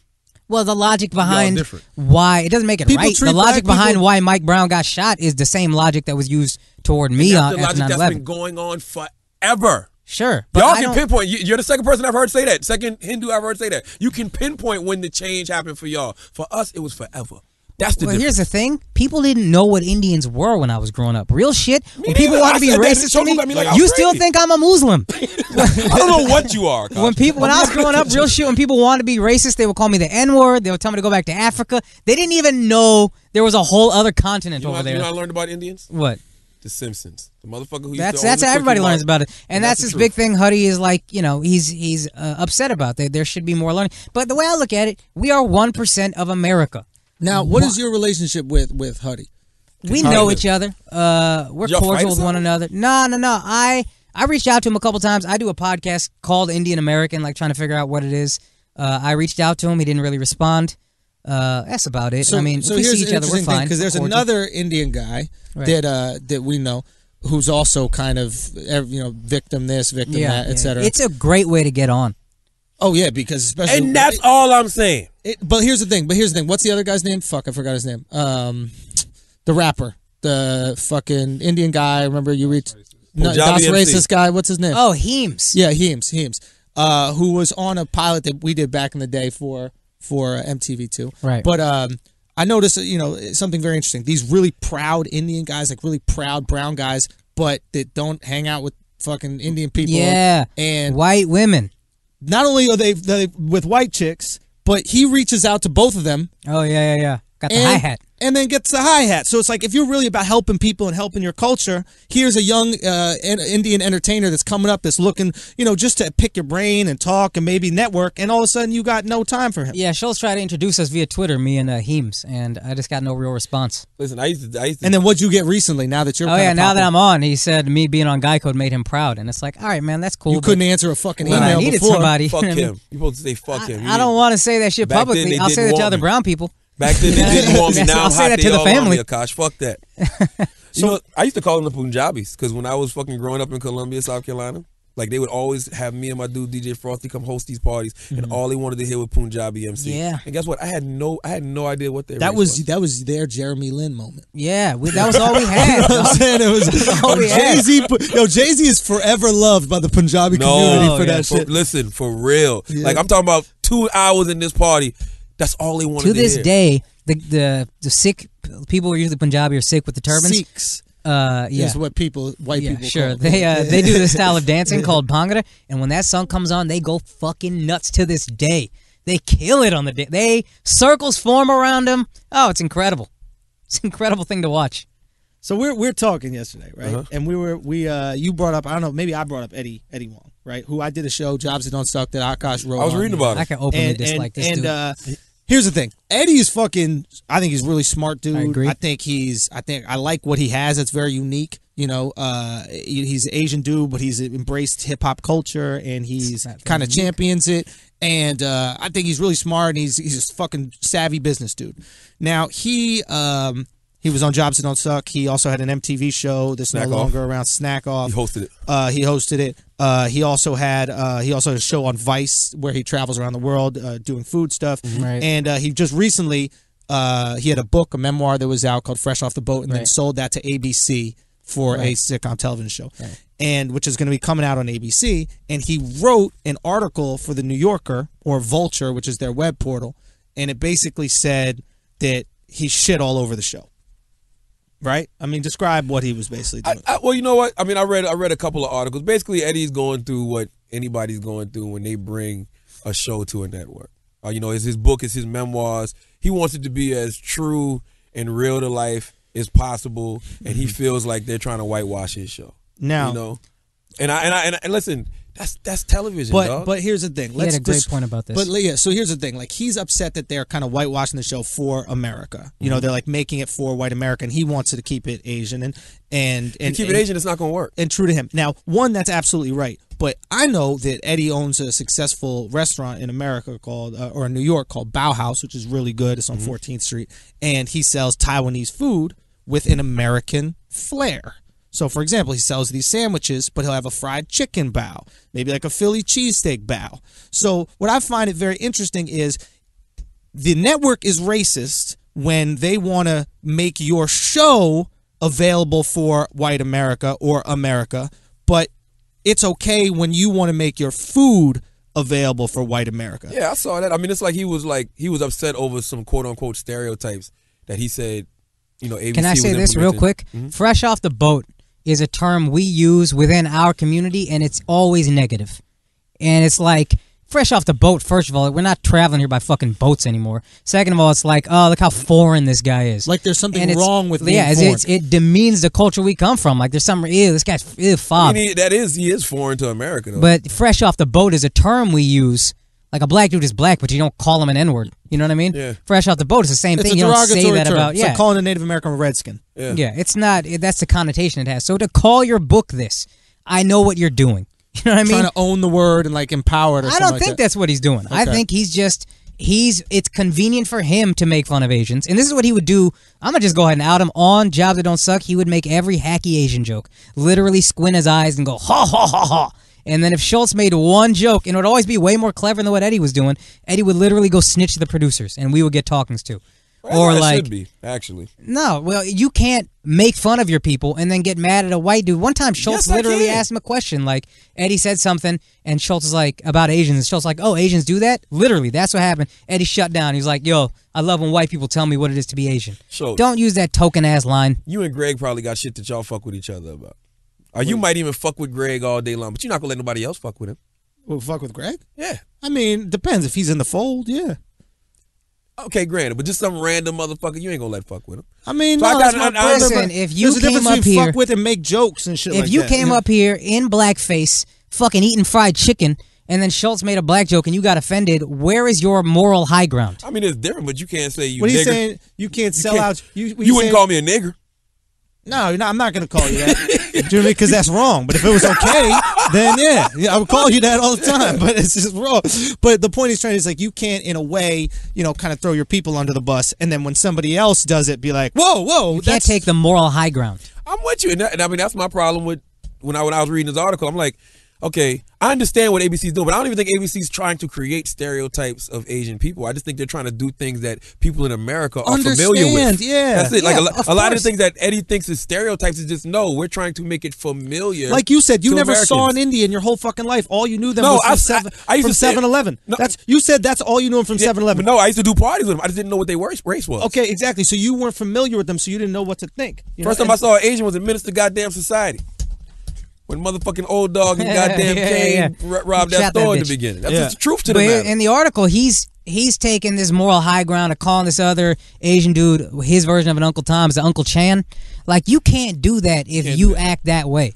You can't call your own people sellouts. He's playing with the system. And the other thing I didn't like about it is he was like, I don't want this show to seem like the American dream is possible. He's like, white America is choosing certain Asians to go to the top, but it's not like any Asian can have the opportunity to go to the top. Something to that. Right. I'm not exactly quoting him, but the reality is, first of all, the powers that be always choose who is going to be there.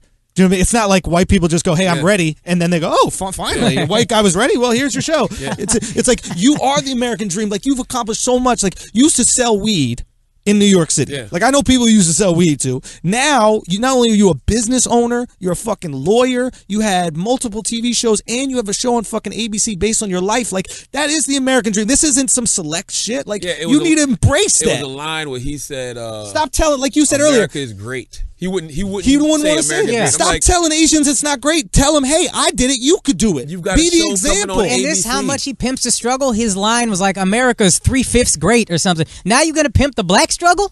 What are you doing, man? That's my whole thing. What you said just now is exactly what pisses me off. These motherfuckers pimping the struggle. Okay, whether it's Eddie Wong, whether it's what's the guy's name? We just was talking about what's his Hari Kondabolu. Hari. Yeah. It feels like they're just pimping the struggle. That's my term. It feels like whatever. I want to quote this right now before Charlamagne turns it into a meme. This is my term. I've heard it is. I got it from Schulz. It's my term. That's not your show. People have used that to describe Al Sharpton for years. The same exact term. After I started. I started that in 7th grade. Please. I remember there was this guy pimping the struggle. That's such an old term. But all I'm saying is it feels like they're pimping the struggle. Like, I'm listening to them like, I don't believe you. I really don't believe you. And to be honest, I could be wrong. I did an interview with this guy who's the dean of religious life at USC, Hindu dude, super smart. And he talked about how we're not that unified as Hindus. He said the reason is because we've had it really easy. We've had it easier than every group that came to this country. That's all. These are words from a much more educated person than any of us in this room. That's all I want to hear, dog. Because I mean, I've never in my life, when we talk about blank slates, this is a true to God statement. When we talk about blank slates, like they talk about white people have blank slates. No, white people don't have blank slates to me. Because we can always talk about systematic oppression and slavery, whatever. All of that. Black people don't have blank slates to me because I'm black. I know my people. You know what I'm saying? But when I see Indians, Asians, I don't think nothing. Yo, I don't think anything of them. Never have. I mean, positive or negative. Akash and I would have this conversation all the time because Akash, you would be very opinionated about white people and how white people are and shit like that. This is a little bit earlier in your career. I think you calmed down, but like when you were more Malcolm, let's put it that way, you know. Yeah. So, but I remember telling him, I'd be like, yo, I'll be honest, dog. Like, we don't think about you, like. White people, we don't think about Indians. We don't think about Asians. Like, Indians to me are doctors. An Indian moves into my neighborhood, I'm not upset. I'm like, I don't even go that far. I don't think about him. It's like, okay, Akaash is my guy. Yeah. I don't have any preconceived notions about Indians. I'm gonna be honest with you. My black friends don't even understand the concept of anything besides black and white. They don't even. America. It's crazy to them. It took them years to understand I was something else. That's damn near America. Yo, if you're not in between, you don't know. Hey, I'm with you, dog. I don't get it. So why does Chris keep writing on paper? He's making notes, man. He's getting uncomfortable. Oh, yeah. Let him produce, man. Yeah, Chris, you don't do Chris is all about Asian things. Chris is all about Asian stuff. Chris got the Asian wife. He's very supportive of the Asian stuff. Here's my problem with the whole pimp and the struggle is like, why would you intentionally do something that's only going to weaken us? You know what I mean? Like, it's only going to give us an easier time does it getting weaken him? Why does because it weaken you are getting on not on your own merit. You're getting off on the guilt of white people. This dude Huddy, he'll sell out in Seattle. Seattle's the land of white guilt. It's the land of, oh my God, I can't believe we did this. Let's go fucking eat berries together. I don't think white people have enough guilt to go around. Well, I think white people's guilt stops with black people and gay people. That's what I said. That's what I was saying to you. I was like, when you were talking about this, like these other people trying to take our guilt, and I was like, I don't have enough. And gay people just got in. I don't have enough for black people. Let me tell you something. So I certainly don't have enough for Asians and Indians. Let me tell you something. Eddie Huang he sold a fucking show on it. It's there. Well, no. Let's be no. Eddie Huang sold a show because it's probably good.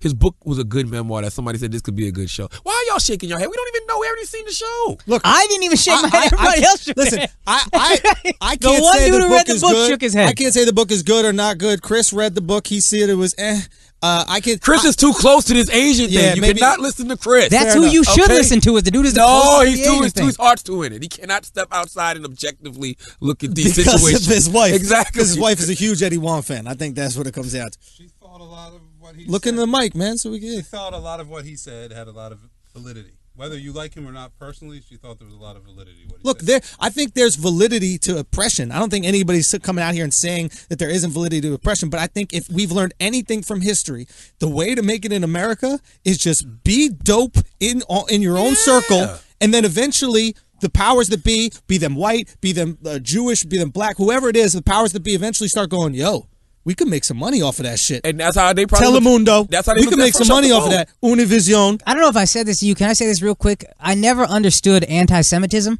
especially as a minority when other minorities are like, yo, fuck Jews. All they do is stick together. Holy shit. That's the dopest thing in the world. Shit that could be edited that could destroy your career. No, that's what I'm saying. I don't understand it. Yeah, but they could cut I don't understand it right out. Yeah, it sure. could just be a whole fucking thing about us going, fuck Jews. Oh my God, you too? And they flip it. I don't understand them. Fair enough. But I think this is an important part. Shit. I think it's an important point is this is what every minority says. This is why we didn't want them writing on the hookup. We knew it. That's hilarious. Let me say this, though. I think every minority says we need to stick together, and then none of them actually do it. Jewish people do it. And everybody said, you guys just said it. They run entertainment. They get me out of a job. The most successful minorities in America are the ones that stick together. Absolutely. Yeah. It blows my mind. Like, think about it. I hear Minister Farrakhan, he'll speak and he'll say some valid things, but then he'll, start shitting on Jewish people. You can't undercut yourself with hating everybody else. Yeah, he'll start shitting on Jewish people, but then he'll turn around and say, but we must learn from them. And I'm like, hold on now. Wait a minute. It makes I don't understand the logic. Like, is he Muslim? Yes, he is. Well, that's why. The Muslims and the Jews, they don't get along. Yes, he is. I think it's really hard for him because he really probably loves the Jews and admires them, but the Muslim in him is just overbearing. Usually, I love unity and group operation. I have not seen better unity and group operation from any community better than the Jewish community. It's incredible. That's just the truth to the matter. But is there something to this? Maybe blacks don't feel like they have to come together as one because they feel they are American and entitled to their Americanness while everybody else is new here. So they're the new kids on the block and they're not quote unquote American. They're, hey, I'm from India. I'm fresh off the boat. I'm Asian. I'm this, I'm that, I'm this, that, the other. They're that That's different. how it should be. I mean, agreed. I mean, in a weird way, it should be just like blacks and whites are American. We're American. And we stick together and then everybody else is their groups. But it's not like that for whatever reason. Why isn't it like that? Spanish too, though.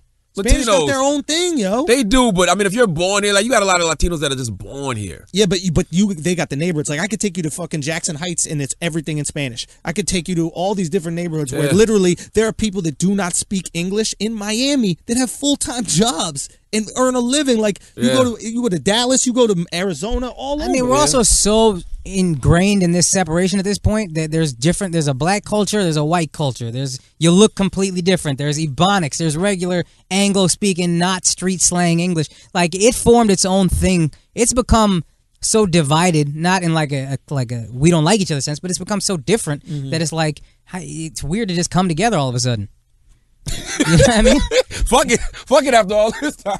You know what I mean? Like all of a sudden, no, it's weird to just be like, no, it's us against them now. When I was in real talk, when I was in St. Louis, right? I didn't know. I had no preconceived notions of like if I was going to experience racism, what I was going to experience, that kind of shit like that. But and you had a joke about this early in your comedy career that I didn't really get until I was there. But they are way more comfortable talking about race. Oh, it's incredible. Than we are up in New York. Like I was literally with the couple. It was a black guy, his white girlfriend, another black guy, and his white friend. It was his girl, and they were discussing race, kind of like we discuss our neighborhoods. I mean, it's different now. Though. I mean, that racial conversation opened up after the Trayvon and George Zimmerman, in after New York, the Mike Brown and Darren. I grew up in New York. It's not a discussion. No. This I say it happened after that. Like that's been we've been talking about race for a whole goddamn year. But you're saying it's always been cool. You're from Texas. Yeah, there's no sensitivity. I grew up in Texas. There's no real sensitivity. There are racists out there, but they're few and there are not that many of them. The rest of us are just very comfortable having this discussion, making jokes, whatever. Hey, man, we different. It's cool. I come from North Carolina, South Carolina, population less than 8,000. Capital of South Carolina is Columbia. The Confederate flag still flies over the State House lawn. We wasn't sitting around talking about that race shit. Every now and then they'd march to try to get them to take the fucking flag down. Nobody cared. But other than that, we wasn't sitting around discussing. You see how white people do this and black people do that. No, not in terms of anger. I'm talking literally in terms of like, oh yeah, but you're we're white girls in Ferguson, like nothing's gonna happen to us. Like they felt very comfortable just discussing that they were white and acknowledging things that we all thought. Where in New York, it would just be like, well, why don't we go for a trip? Will it be dangerous? Well, who knows? I don't know. I mean, there's no race here. You're not you have to act like it doesn't exist. In New York, everybody pretends there is no race, but there. They weren't angry. I didn't feel any racial sentiment, but they felt way more comfortable going, hey, you're a black dude and you're in this white neighborhood at night. Dude, I would be careful. Now, I will say this. I do feel like in New York, people don't have time to be racist. Motherfuckers is moving. Oh, it'll be exhausting. You don't got time to stop and say, oh, fuck that nigga, oh, fuck that white boy. People are constantly moving. 8 million people. So who got I'm time from to New York racist? City, population 8 million, concrete roads. And it's so, and New York is such a melting pot of so many different races and, sexualities. You see all of this stuff. You got to pick and choose, bro. Dude. You'll be too confused about what to be prejudiced about. It's not you get the opportunity to grow up without prejudice. Like you said, you didn't know about Indians. I had Indians in my school since I'm a fucking kid. And didn't think nothing of it. Half of my high school is Asian. 50% of my high school is Asian. Yeah. So Born it was raised, like, Manhattan in particular is so the closest to a melting pot I've ever seen. Because it's so small. It's like you could live like LA is diverse, but it's so separated. And that you don't have to interact with people of a different race. Same for Missouri. Same for, imagine, a lot of places down south. Whenever there's land, you're going to have separation in culture, and people are going to be segregated based on that land. Manhattan is so tiny, even if you live in Chinatown, you got to walk through Little Italy to get to the East Village. So now you're Chinese, you're walking through the Italian neighborhood to get to where some fucking white college kids live. You just walk through 3 different cultures in 4 blocks. Yeah. That's why we got this different mentality. Like Greg and I grew up in the city. It's not weird for me to see a black guy. Listen, man, the best thing that ever happened to me was being raised around a whole bunch of different people. I had a Mexican family that used to live by me. I had a couple white families that used to live by me. Black families, of course. I didn't think nothing of other races. Nothing of it. I never looked, I'm just starting to think about that shit as I get older now. Yeah. I never looked at people and was like, yeah, he's a motherfucking white person. When I started studying, I tell you this all the time, when I started studying 5% teachers of Islam, that's when motherfuckers started to plant the seeds of division in my head to make me say, oh, he's the devil. Yeah, well, that's what I'm saying about the South. I think the South is saying, like, we can have the conversation. We can be friends, and we're just going to talk about it, and it's fine. We can make fun of each other about it. Nobody takes it personally. I do think there's something to having the different cultures that you can still learn from, whereas the melting pot, this idea of diversity by forcing us all together and making us all one thing, you're kind of killing diversity. To be honest with you. Not really. You know what I mean? No. That's great. That's fucking great. If we're all the same thing, then we're not anything different. Well, there's no diversity left. But I actually prefer that. Sure, but don't act like this is the diverse way. I grew up in the South, so when I had my roommates in college were all black, I learned a lot about black culture. You know what I mean? That's just any place where there's different cultures, you're gonna learn about the culture. When we all come together as one, that's cool, but you're just not gonna learn about the distinct cultures as much. You know, the thing about America that we don't realize is you're gonna have to deal with diversity whether you want to or not. Every day of your life, you're going to meet somebody who's nothing like you. Actually, that is not the case in most of America. I think if you ask people in the middle of the country where it's incredibly separate, if you ask people in LA, I could take you to LA where we could go a whole week where you only see Mexicans. You're still running into somebody who's not like you. Nah, go to Glendale. Not if you Mexican, homie. I'm not speaking from the Mexican perspective. I could take you to Miami. And if you're a Cuban in Miami, I could take you to neighborhoods where it's just going to be Cubans there. You're going to leave that neighborhood, Schulz. You're not going to just stay in that Cuban but neighborhood. I'm telling you, I listened. do not have There was a girl yesterday I was talking to. She was Armenian. She said, if you go to L.A. and Glendale, I had to leave because I never had to learn English there. I just stayed in Glendale, spoke Armenian to everybody, and I was chilling. So the big illusion eventually, she's going to have to leave Glendale. She forced herself. No. She's not going to. So she's going to stay in Glendale until she's 60 years old? Why not? Oh, you leave once. Listen, can we be realistic here? You leave a couple times a week. Listen, let me ask you a question. You ever meet a Latino person that didn't speak that good English, but they've been here 20 years? You think that's because of all the diversity that they're experiencing? But they still ran into other people. You can't avoid it in America. Bro, I don't give a fuck. You can't. Yes, you can. I don't give a fuck if it's a driver that's black, you a can driver see that's them. white. Yeah, you can see them, but actually interacting with them and getting to know them and like experiencing diversity, you could definitely avoid that. I mean, think about it. America's actually set up in a way where you can literally live your lifestyle from your country, only just with more rights for women. I mean, like that, like literally, you could come from Colombia, watch Spanish shows that are just Colombian, watch soap operas just Colombian, listen to the radio just Spanish music, watch more TV shows and movies. Akaash don't have that luxury. Say what? I do. There's I can take you to Edison, New Jersey Star right Plus. now. I'm gonna be on Star Plus this year. You don't need to hear of it. We don't care if you hear of it. Akaash never heard of it. I don't know. That's because the beauty of us, though. That's I don't care if you hear of it. Like how do you grow like that? Listen, I have no. I think what's the beauty of you're not taking advantage of America? Maybe that's the beauty of America. I can get both. That's the beauty of America. If you say you sit around all day and all you watch is your channels and listen to your music, you can. That's an option. If that's the point, stay where you came from. Why would I not come to America? Because there's not rights for women there. Super and there's easy. more food here. And they got toilets. Yeah. America, you know how easy life is in America? You could have everything you have in your country with running water in America. Think about that shit. Like, literally, we see Well, this we is see my shit all the okay. time. Well, this is my thing. This is Say my what? thing. Except healthcare. But if you don't got running water, I don't want your healthcare. Yeah. Anyway. Okay. Well, this is my thing. I don't want your fucking recycled water healthcare. So from what you're telling me, America is better than all of these places. Yes, and actually that's another thing that bothers me well, about. don't fucking complain. Say what? That's still exactly how I feel. That's exactly that's his struggle. Point. That's my exactly. Yeah, I agree. Stop fucking complaining, because I don't know where the fuck you're from. And stop acting like you can't succeed, because for some reason these people are succeeding and still complaining about it. Yeah, and that's where look, Martin Scorsese. It boggles my mind. Martin Scorsese to this day has to make concessions to producers on his films. There's nobody in the history of television who does not have to make concessions. Exactly. So don't be surprised if you, and it's not some racist shit because you have to. It's because that's how the fucking world works. I don't care if it's the Goldbergs. I don't care if it's Modern Family. You go back to Married with Children.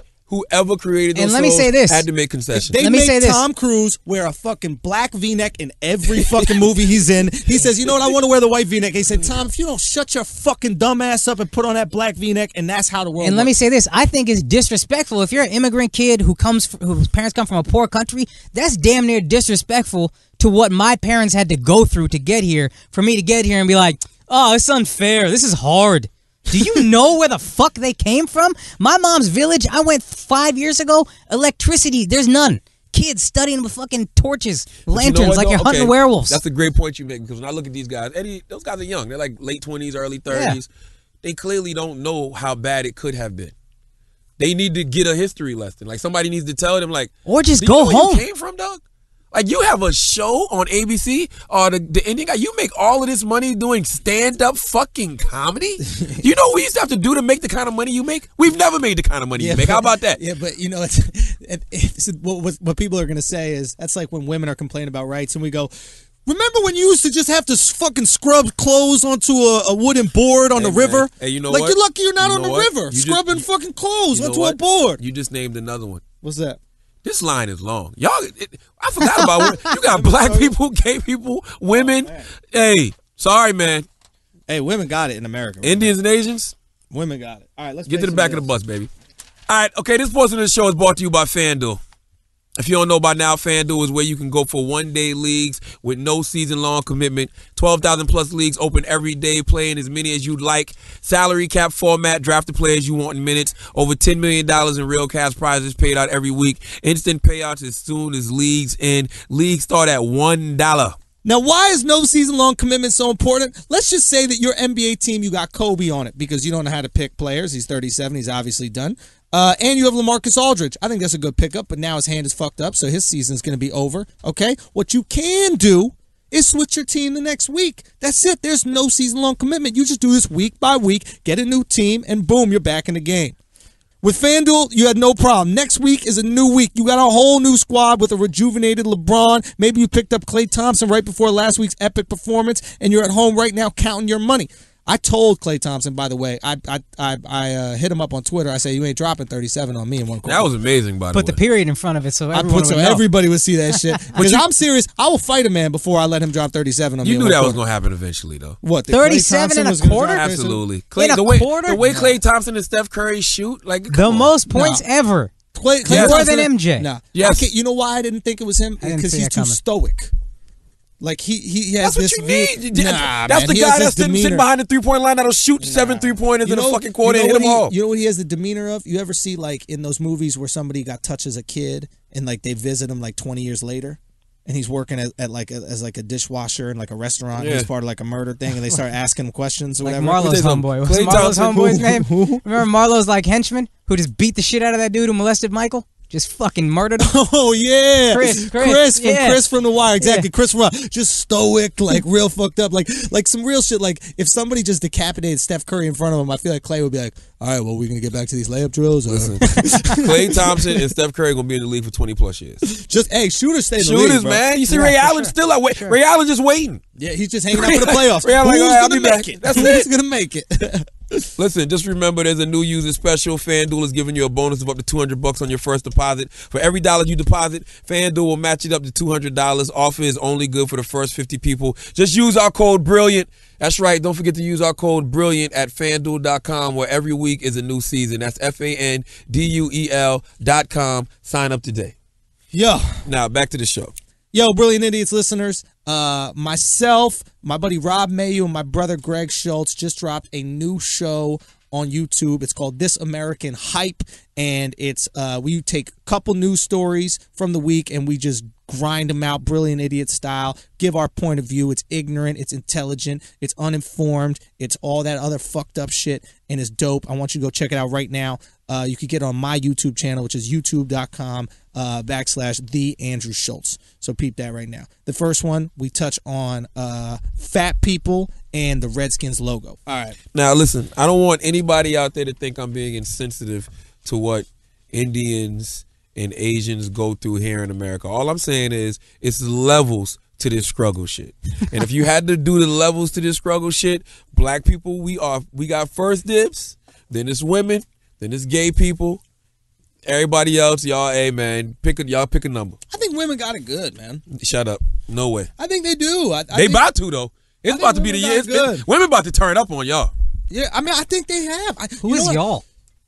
Everybody that's been fucking a male chauvinist and a fucking misogynistic pig towards these motherfuckers. Yeah, pieces of shit. Pieces of shit. You wait till motherfucking Hillary Clinton announces she's running for president. She's gonna win. She's gonna win. You know what? You know who's fucking it up from women? Women. Why you say that? Because they've destroyed the term feminist. That's what I was thinking. The term feminist, right? All feminist means is you believe women should have equal rights. That's it. Yeah. And there are women out here, famous women, like the chick from How I Met Your Mother or whatever, that are saying, I'm not a feminist. Because they think being a feminist means you gotta have fucking armpit hair, and you gotta protest some shit, and you gotta strap a dildo on and fuck your husband equally to the amounts that he fucks you, so it's equality in a relationship. I never thought that about feminists. What I'm saying is the term feminism is bastardized. You know what I'm saying? All feminism means is you want equal rights for women. Who the fuck doesn't want equal rights for women? I don't get it. I really don't get it. I realize it's about myself. I used to bash like feminism and all that, and really all I have a problem with is the super loud, obnoxious, everything is an injustice feminist. I talked to a good friend of mine who's a feminist. She's like, all the feminists the Hari Kondabalu feminist. Yes. I talked to a good friend of mine who's a feminist. She's like, listen, all it is we think we're equal to men, even though we're different. We understand we're different. We can't do everything you do. We just want the same rights. I don't think they're equal to us. I think that they deserve equal rights. That's what they mean. Yeah, I think saying but that we're men and better women at different equal, things. Like there are women that literally will tell you could say men are stronger than women, and they'll be like, no, they're not. Well, she's saying that we're different. We're just as good as men, but at different things. Yeah, exactly. I'm fine with that. The biggest difference between men and women is physical. I'll tell you the biggest difference. That's it. But I'll tell you, dick talk. Yeah, but it's still physical, and it's certain things that women go through that I wouldn't want to go through. I wouldn't want a period every month. I wouldn't want to have a baby. Sure. No. Women can care way more than men. Men can care. Men choose not to. Listen, let me tell you something. I got sick on this commercial shoot on Friday. We were doing for Guy Code, me and Charlamagne. No dude gave a fuck, and that's fine. You don't have to. But girls were like, oh my God, poor thing. Because girls are naturally more nurturing. Incredible. They're incredible people. It's a motherly nature that's already in them. My biggest problem with feminists is I don't like feminists who get mad at me when I call a hoe a hoe. And then he goes, nah, we care. And then he goes, they took care of me. He goes, because women care more. That's what women do. They are naturally nurturing. It's a motherly nature. I said it. You still don't get the point is that you didn't listen to what the other fucking human talking to you was saying. I did disagreed and then told him as if you thought he had. I did listen to you. I said niggas don't give a fuck about you when you're sick. What the fuck is you talking about? That's not what you said at all. All right, go ahead. My thing when it comes to feminists is I don't like when feminists get mad when I call a hoe. Like as a feminist, you're supposed to be like, okay, Charlamagne, you may be right, but don't say that. And then you're supposed to call her out. Feminists should be calling hoes out before I do. That's how I feel. So, yeah, I agree with you because there's this idea like nothing is wrong. Like nothing is wrong when you're a woman in some feminists, right? Yeah. Like you're a woman, you could do anything. No. Some feminists are so against guys. So against us. Or so pro-women. How dare you call her a hoe? Exactly. She sucked 20 fucking dicks. So no one's a hoe. We're pumping this chick's Chris, stomach. Stop it. Chris always does this. What does he say? If a girl sucks 20 dicks in an hour, is she not a hoe? Oh, she's a hoe. Can I say this? Hold on. I'm going to go so far and say she's a really good hoe. And even if it's your right in America to suck those dicks, it still makes you a hoe. Listen, let me say this about this. Biologically, I understand why dudes want to fuck everything and girls don't. That's a biological thing. You can't act like it's not there.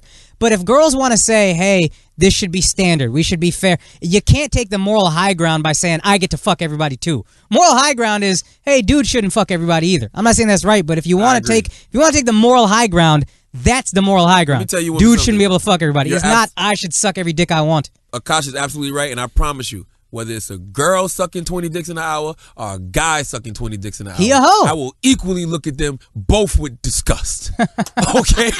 I won't equally. I'm be honest. I would. I wouldn't. I'll be like, I got my dick sucked 20 times in an hour. That's better than cumpy cum. That's comfy. Yo, that's come. I probably would get in line. Male, I feel like, damn, you made 20 motherfuckers come an hour? Let's go. That mouth like, my nigga. Like, what the fuck is you talking about? You know, but all I'm saying is, like you said, we're better at different things. There are different things we're clearly stronger. Do you know what I mean? There's different shit that we're clearly strong. I'm not gonna have the argument. We're faster. You know what I mean? There's other things we're clearly better than. You know, they're better caregivers. They're more caring. I mean, there's a reason that there's no fucking dude babysitters out there. There's a reason there's no dude nannies. And when there are ones, we're like weirded out by it. Do you know what I mean? Yeah. I mean, shit, there's a reason there's not a lot of dude nurses. We got a friend who's a nurse, and it's weird. I don't even feel weird right saying it. Do you know what I mean? do feel very self-conscious when I say it. It's weird. Like my friend, I don't even say my friend's a nurse. I'd be like, my friend be in the hospital and shit. These big motherfucking, are these big motherfucking male cheerleaders who call themselves bases? You know what I'm saying? Stop trying to add some shit to some cheerleader, dog. These big motherfucking, I used to know this big motherfucking cheerleader. My wife used to be a cheerleader in college. Yeah. There's this big motherfucker, man. His name was Deuce. That was his name. This motherfucker is still diesel as shit. And I remember I was walking into the mall one day and he looks at me, he goes, ugh. I just keep walking, mind my business. I don't want no problems with this big motherfucker. So then all I hear is, oh, he with you? Because my wife was walking behind me. My wife was like, ooh, Deuce is about to hit on you. I was like, Deuce is about to get hit on. Wait, hold on. He was gay. Clear, he's super gay. Oh, I had no clue. I didn't know that was like a gay mating call. To just be like, huh? I don't know. With the Rick Ross, is that what Rick Ross has been doing the whole time? Still gay now. Oh, yeah, you know a point I want to say about getting offended? All these people getting offended, I think that shit comes from being insecure in who you are. On a certain level, like, I love being Indian. You can say whatever you want. Huh? You already did the offense shit. I'm not that close to Schulz. I'm going to listen to every podcast. Jesus Christ. Like, who was talking about you are offended? That close. You are that close. You might not listen to every podcast, but I don't think there's a level of closeness that would make you listen go ahead. to Make it your All right, yeah, go ahead. Edit that out. My bad. But yeah, no, I love being Indian. When you call me Muslim, I'm not like, hey, man, fuck that.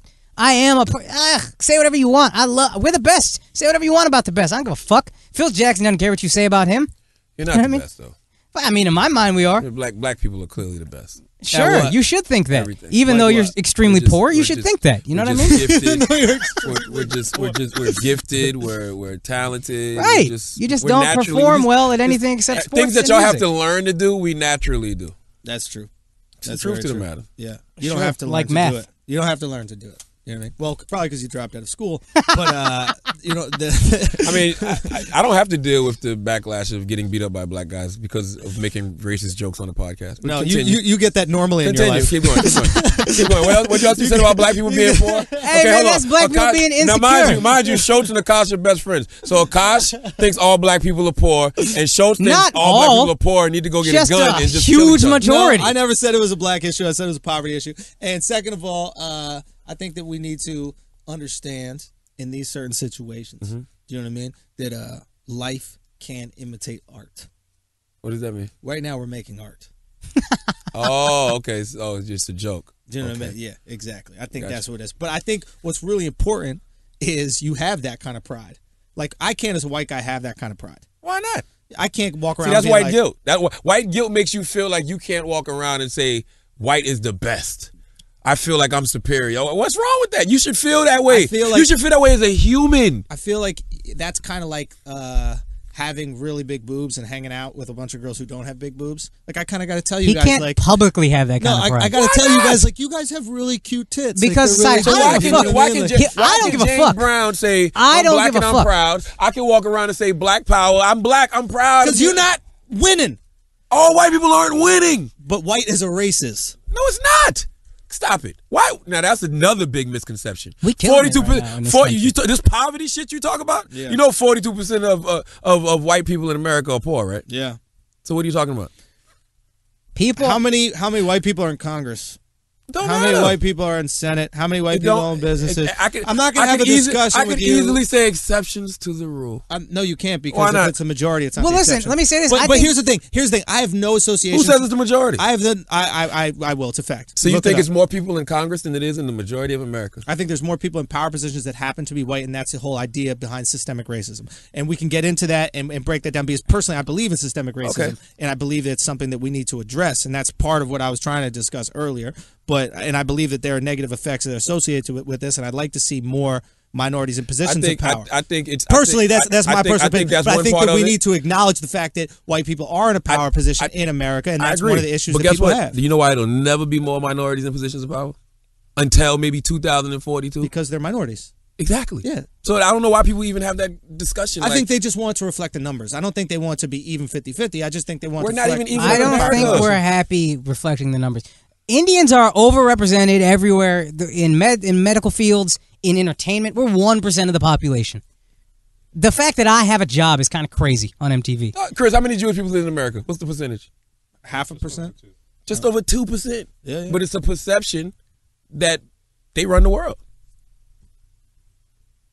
Okay. It's a perception. Well, what you're saying? Is it reality, though? I think that you could argue that Jewish people in certain sectors have a more power than they are representative. He's tiptoeing. Why are you tiptoeing? But more power than they are represented by the numbers they have in this country. For example, if you look at the entertainment industry, I think you could say that about, absolutely say that about. But it's an industry. That's the whole thing. You said the medical field. Those are certain industries. Like, those certain industries where people dominate. In successful positions, we're doing pretty well for ourselves. So are black people.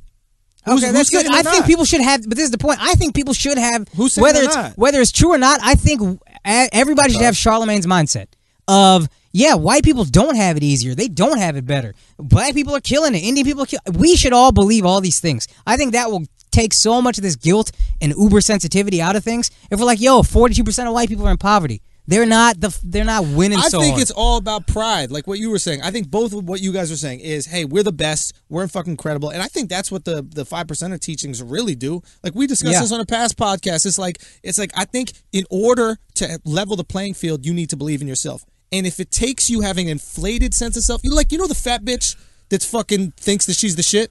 Her life is way better. She gets dudes. She gets fucked. So it's like if you think that you're the best and you're amazing, that is better than thinking that you're worthless. You know what people need to start realizing, and I mean I'm sure they do. It's way more poor people in America than it is super highly successful people.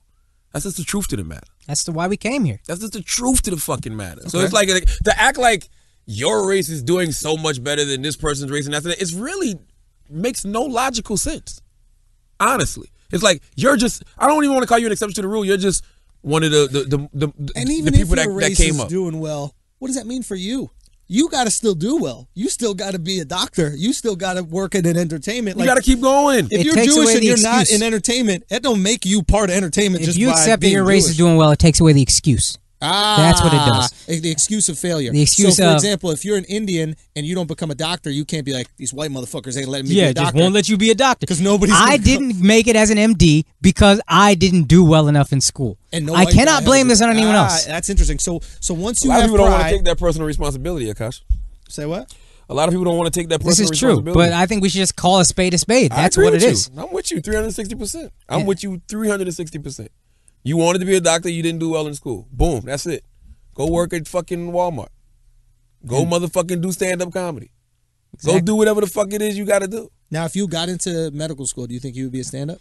I always wanted to be a stand-up, but I didn't have the heart to do it. Me not getting into medical school gave me the heart to do it. Say what? Me not getting into medical school gave me the heart to try stand-up. It didn't give you what the else heart. I'm going to do? It didn't give you the heart. You just went and found something else to do. Yeah, simple as that. That wasn't heart. Yeah. No, you can, if you want to get into medical school, I mean, doesn't really matter then, but you can get in. You just got to go to the Caribbean or you didn't really go to a master's program. Sure. You didn't care about it that much. Sure. Whatever the reason. I had no excuses. If I'm not successful, my parents weren't going to be like, hey, this white man's not going to let... The American privilege is what I was brought up with. My parents constantly reminded me of American privilege. That's some immigrant shit, because my mom constantly told me that shit. Yes, you need... Immigrant parents are great because they came from shitty places. So they don't accept the idea that you're poor in America. They don't accept the idea that you can't make it in America. They tell you all the time how lucky you are, how fucking easy you got it. If you don't make it, this shit is your fault. And that's why even when people talk about, and I've been saying this shit since day one, when people talk about this white privilege shit, you still got God's privilege and you still got American privilege. And you have you can go do whatever it is you want to do on this planet if you get up and go do it. But you have to erase your mind of can't. As soon as somebody puts in your head that you can't do something based off whatever, you're not going to go do it. You automatically have set yourself up for failure. No country's perfect, right? But having been to really poor countries, I've seen inescapable poverty. I've never seen that level of poverty in America. Man. I haven't been to the poorest places. There are people that go through incredibly hard things, and we're not discrediting you, and we're not saying that you're a fucking lazy piece of shit. Like there happens to be people with kids and all this kind of stuff that's fucked up. Correct. I think it's ignorant to right. And I was saying that I haven't been to the poorest places in this country, and I know it gets really poor, but this is the best chance in any country. This is the fairest I've seen. If it wasn't, everybody wouldn't be trying to come here to come up. I think they're coming here because we're circumcised. You don't have the luxury of coming up anywhere else. I don't know of any other place. I see people coming here because you can come up. You don't have to have no college degree. You don't even have to have any skills whatsoever. I don't think and you can make something happen. I don't think we should tell people that. Yeah, I think you should. They go know to that. college. Nah, it's not. You can. I mean, it's like the reason Indians are killing it here. I used to think it's just we're the smartest, but I've been to countries where they let them in way easier, and we let in the best Indians. Like you're not getting in if you're not a bad at. Go to Canada. Fuck Listen, man, it is all about education. Hold on, so you're saying Canada gets the Indians that don't make Canadian Indians overall are 100% dumber than the American Indians overall. So Canada is like the Caribbean med school. Yeah. Yes. Exactly. To America, right? Son, I went to England. Bunch of fucking rednecks up there. These really? Indians. I'm shocked. So the cream of the crop Indians comes here. Right here. So what is like the process to like vetting out the Indians that come here? I don't know exactly. I wish I picked because my grandfather's the one that immigrated here. Yeah. And I wish I had picked his brain more when he was alive about how he did it. He just told me he worked his ass off. That's all he ever says. Now, studied all the time. That's usually what everybody does. You know what's so funny about your point about college? We live in a society that tells you go get education, but it's people who have made millions of dollars writing books saying if you want to be a millionaire, don't go to college. It's just the safest. Everything. It's the safest way to be 100,000. It's a great safety net. It's a great safety net. That's a great way to college is the safest way to be 100,000. And being 100,000 net is great. It's fucking lovely. By the way, lovely. People need to stop that shit. Like Kanye West, that's what he pissed me off so much about because he kept talking about you got to be a billionaire, you got to be a billionaire, you got to be a billionaire to change the world. Dog, I can change the world with a couple $100 million. I can change the world with tens of millions of dollars. Really? Yes. How would you change the world for $10 million? The same way that Martin Luther King Jr. changed the world with nothing. Same way Rosa Parks changed the world. That's a real vague answer that sounds nice, but it doesn't actually mean anything. Okay, well, answer this. How do you change the world with billions of dollars? All right, billions of dollars. First thing I do, pave the roads in Moncks Corner, South Carolina. Okay? That's the first thing I do. I know Schulz well enough to know his delivery face. When he's setting up a joke, I was like, oh, it's coming. It's terrible. I'm paving those fucking roads immediately so that you have to redo that How whole do you really speech. change the world? Second thing I do, buy everybody a military rifle. AK-47.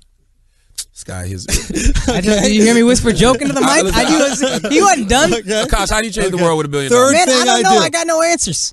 You know what I mean? I'm not gonna just want the money. Everybody just wants the goddamn money. Give me the money. I'll show you how daddy ball. Just give me the money. That's all I want is the everybody goddamn acting like money. they could change the world. No, you can't. You don't know anything. Everybody needs to stop acting like they know everything. I ain't shit.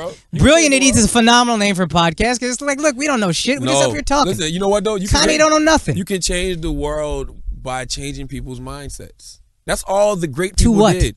What do you mean? What is their mindset need to change to? Martin Luther King Jr. changed a country's mindset. You can't keep telling me what the dude did 50 years ago. Why? Because we changed. If it wasn't for him, you wouldn't be here, motherfucker. He's a good. I don't know if that doesn't apply to what I'm saying. Anything to do with that, but if it wasn't for him, I might not be here. My dad's whole philosophy on life changed because of Martin Luther King. True. He grew up in a Republican household. During the Civil Rights era, he didn't like how the Republicans were handling civil rights, and he listened to Martin Luther King's speeches, and he became a liberal. He ended up marrying my mom, and all this happened. Listen, I'm gonna say this. Put it like this. This is how I really feel. If it wasn't for the Civil Rights Act, right, of 1964. The way they was treating us, it was only a matter of time before they got the young. Oh, I'm not diminishing what he did at all. It was only a matter of time before they got the young. He has a way of making me look like an asshole when I'm not saying anything. We're the other race, black and white. If they was treating us like that, no one's diminishing. Oh my God. No one's diminishing. I'm just saying, you're saying I'm gonna do what Martin Luther King did. I mean, no, I didn't say that. I said that you can change people with a mindset. You can change their minds. Honestly, without Martin Luther King, no Dougie. Listen, your thoughts become things, dog. You know what I'm saying? Like, there's a lot of things that would no twerking. Like, there's a lot of things that wouldn't cross over to white culture. What would the Fresh Prince be, though? You wouldn't have a girlfriend, Schulz. That's true. Well, I imported her from Canada, so maybe Schulz would be good. I'd get a lot more looks walking. They wouldn't be allowed to be together. Exactly. Oh, like, hell that's my roommate. No. They'd have killed you. You think they would have killed me? Did you not see Selma? Nah. In Selma, they killed a white priest from Boston for coming to march with Martin Luther King Jr. The white dude told him, you know what I hate worse than a nigger? A nigger love. That's just. And then they beat the dog shit out of him, killed him, and said, that's how it feels to be a nigger in America. I'm laughing because Charlamagne's face when he said it. He got like really into it. That was good acting, Charlamagne. That was really good acting. You really harnessed that. Okay, the moral of the story is stop pimping the goddamn struggle. That's going to be the name of this motherfucking podcast. Yeah, I'm into that. Stop pimping the fucking I'm proud to be a struggle, part of this podcast. I don't believe you. Yo, thank you for coming on, Akaash. Thank you, dog. Yo, check out Akaash on Twitter. Akaash Singh. There's 2 A's. AKAASHSINGH. And what else? Instagram and all that? Yeah, Instagram, same thing. You're on Guy Code every Wednesday? I'm on Guy Code. I'm on Wildin' Out. We're filming the next season soon. I just started another podcast about being Indian, so if you're Indian, you give a fuck, check it out. It's called Indian American. The 1%, go check that out. Yeah. We got 3 million of us strong. Yo, we got a lot of listeners out in England. There's a big Indian population. Oh, so word. It crosses over, yeah. Oh, nice. Yeah, they only fuck with Russell Peters, though. Hey, man, I'm fine with that. He likes Russell. He likes Russell more than Aziz. I love Russell. You hate Aziz. I mean, what is all this? You hate everybody that looks like you. Okay, first of all, I just said I love Russell. Second of all, don't tell me I look like Aziz because I'm better looking than Aziz. Why? I'm taller. I'm lighter. Okay. Oh, wow. Yeah, he's been bleaching. You think that bleaching shit is just in the black community? Oh, shit. Yo. Indians been bleaching from way back Indians in the day. hate dark-skinned people way more than black people. You got a light-skinned, dark-skinned beef. You don't know about a light-skinned, dark-skinned beef. Hey, man, I don't give a fuck about Indian beef.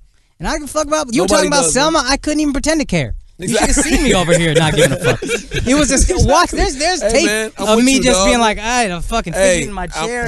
I'm with you. That's why when I hear this guy, Harabi, what's his name? Huddy. When I hear him talking about this shit, I'm like, nigga, I don't want to hear shit about your struggle.